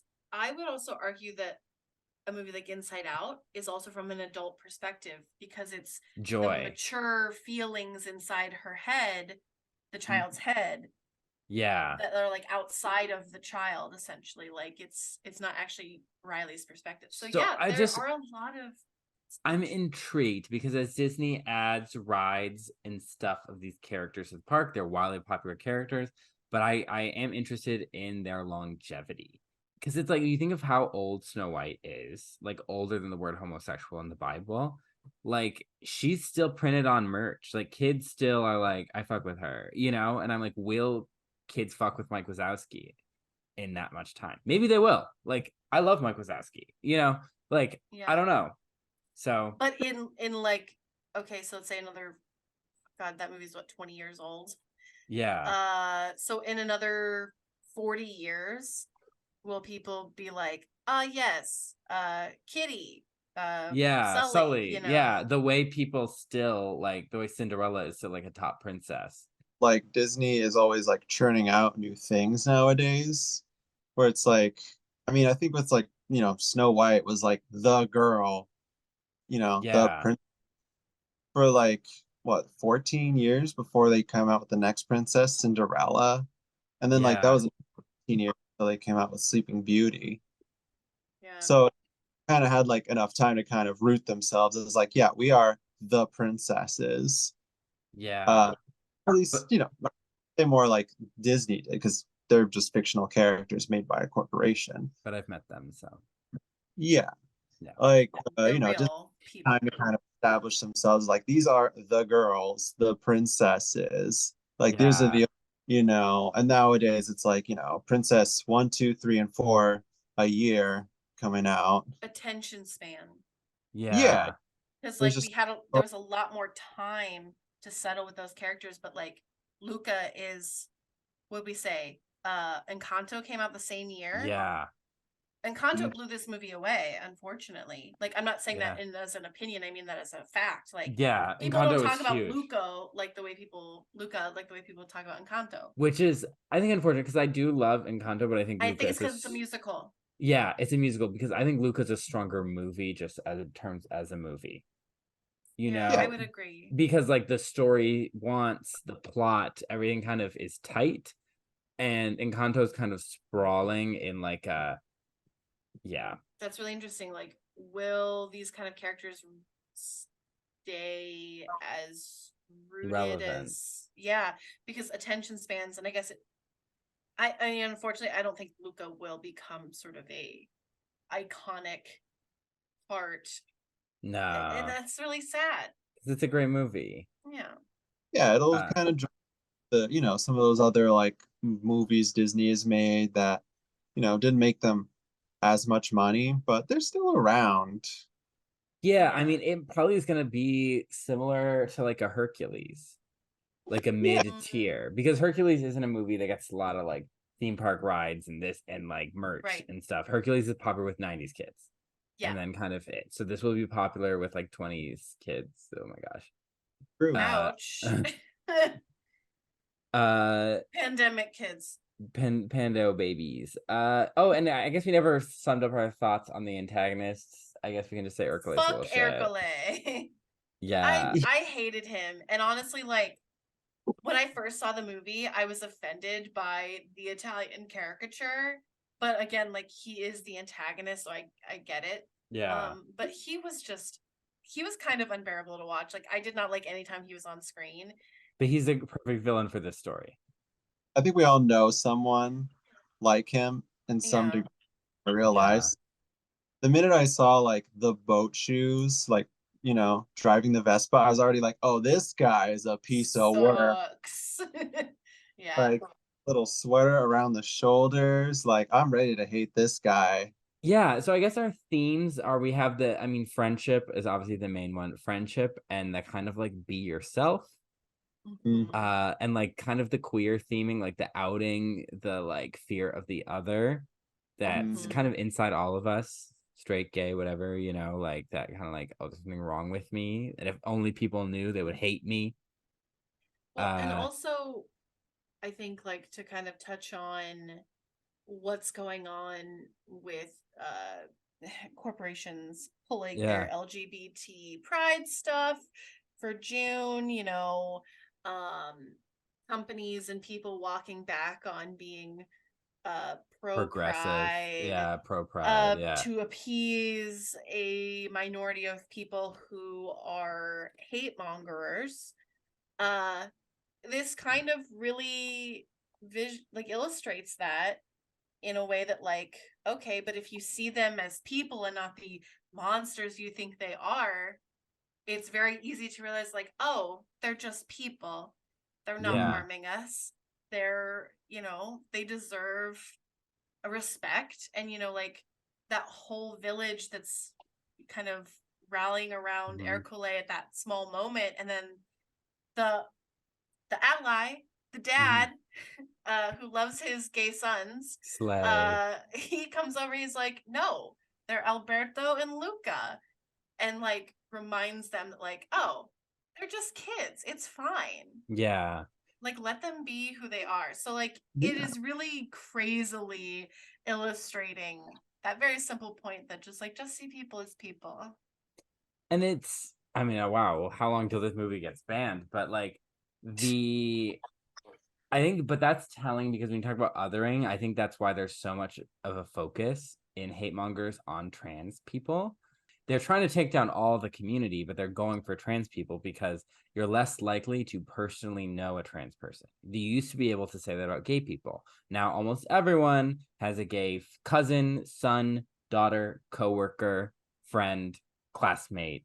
You know somebody. So it's hard to be like, wow, I want you to like burn in hell forever and die violently. Like, but they don't know a trans person. They can be like, oh wow, they're creepy and weird because they don't know one. It's a thing that like they have not wrapped their brains around yet. Yeah. Like people have wrapped their brains around being gay or being bisexual or being a lesbian. Like they're like, oh, okay, I get it. I don't like it, but I get it. But like people do not understand the trans experience. And so it's like, we hate it. Yeah. So as they say in Beauty and the Beast, Howard Ashman, we don't like what we don't understand. In fact, it scares us, and this monster is mysterious at least. Mm-hmm. There you go. But also, friends are great, and it's good to be curious. Yeah. Yep. Yep. Also, get that education, kids. Yeah. Yeah. Through Betsy DeVos, knowledge. go to school. I know she's trying to cut school funding. She's trying to get kids to work instead of go to school. The newsies did not newsy for this to be our reality. Go to school, That's true. kids. Jeremy Jordan did not start a strike for this. And do it better than Christian Bale. Absolutely. So I guess that leads us to our big question. Was that your fantasy? Yes. Yeah. Yeah. It's Italian fantasy. Yeah. I want to summer in this beautiful seaside village. I want to go to the Riviera. As a carefree little fish boy with my besties learning about life. This is like, I want to be like the Little Mermaid, just have the best of both worlds, like swim in the water with my tail, but then like also, have your legs. Water and have my legs be able to breathe, underwater and in the air, just like. It is a less traumatic Little Mermaid life. Yeah. It's a great little movie, Yeah. It's definitely my fantasy for sure. It's a good time. Mm-hmm. I'm glad I gave it a second chance after being upset that it wasn't what I expected from the small trailer I saw once. I was like, you can ask Lyle. I was so upset that we were literally in the middle of like the race sequence. And I was like, Lyle, I can't do this. Turn this off. I don't want to watch this. And he was like, what? This is a great movie. I'm loving this. I was like, no, I can't. I'm triggered for some reason. Because I remember I said, oh, I want to do this movie. And you're like, okay. So Derek, do you have anything you would like to plug today? Yes, you can follow me on my Instagram at Derek_Shea. I got a LinkedIn. Yeah, that's all I've got. Follow Derek on LinkedIn, everybody. Yeah. You guys are hiring, let me know, because the market is terrible and I would like some leads. Well, definitely look for Derek. And if you want more Not My Fantasy, you can follow us on Instagram and TikTok at Not My Fantasy Pod. And be sure to share the podcast with your friends and family. Hit us up on that iTunes with the 5-star review.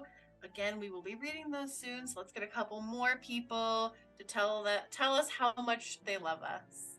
And also, if you are watching on YouTube, hi, hello, and Cullen, smash what can that they do? like button. Smash Absolutely. it. Smash the Hit like the bell button. notification. Hit the bell notification. Subscribe. And definitely leave us a comment too, because leaving a comment is actually really, really huge to just help engagement, get a conversation started, and boost us up in the ranks. So, did you see this movie when it came out on Disney Plus, or are you watching it now? And what did you think of it? And back to Cullen over on the other side of the ocean. You can follow me on Instagram at @CullenEverAfter, and you can I will be DMing Dungeons and Dragons show 6 episodes this summer. We've been talking a lot about mythology lately, and that will be the theme of this campaign. It is Camp Oracle, a mythology summer camp for demigods, much like that other franchise. We're trying to find a slogan, and came up with several, but the only one I could really fall in love with was Camp Oracle. It's giving camp. I hate myself. Love it. Love. Camp right. So happy Pride, everyone. Yeah. Derek, thank you so much for coming on. Yeah, thank you for having me. It was a great time. Hopefully, I'll be able to join you guys for another fantasy movie sometime down. Yeah, and tune in next week. I know by now you'll be like, The Little Mermaid remake has been out. We want to talk about it. We're just trying to catch up a little bit ahead in our episode recording. So we'll be probably watching that movie on its release weekend. And we'll be talking about it. Yeah. And giving our thoughts on the latest live action remake. So tune in for that in a couple of weeks' time. Yay! Fingers crossed Fingers that crossed. it's good. It's 2 hours and 15 minutes long. And what are they gonna which add? is That what is it, movie is like that's 45 minutes. That's 45 minutes longer, right? Or Yeah. 30 minutes longer? I don't No, know. that's Math. 45. Yeah. That's 45 minutes longer. The fuck? Oh, I hope it's literally a full version of Fathoms Below. It's just 45 minutes of Fathoms Below. And then it's just like shot by shot the rest of the movie. I'll be fine with that. Just tack it Like, on at the beginning. they're gonna like add in like Ariel's mermaid mom getting killed off by humans or something. Oh, Like in the God. prequel movie, Ariel's beginning. I can't. Yeah. That's gonna be it. It's gonna be like little baby Ariel or whatever, and then like Ariel's mother being like, haha, what a great time it is, like just being a happy mom and dad and baby. They're playing under white sheets. Yeah. Well, also stay tuned because I have a theory about the movie and I'm excited to see if I'm right. Mhm. Yeah. Let's yeah, we'll have our own little theories about how it goes. We'll see if we're wrong. All right. See you then, everybody. Bye. Bye. Bye.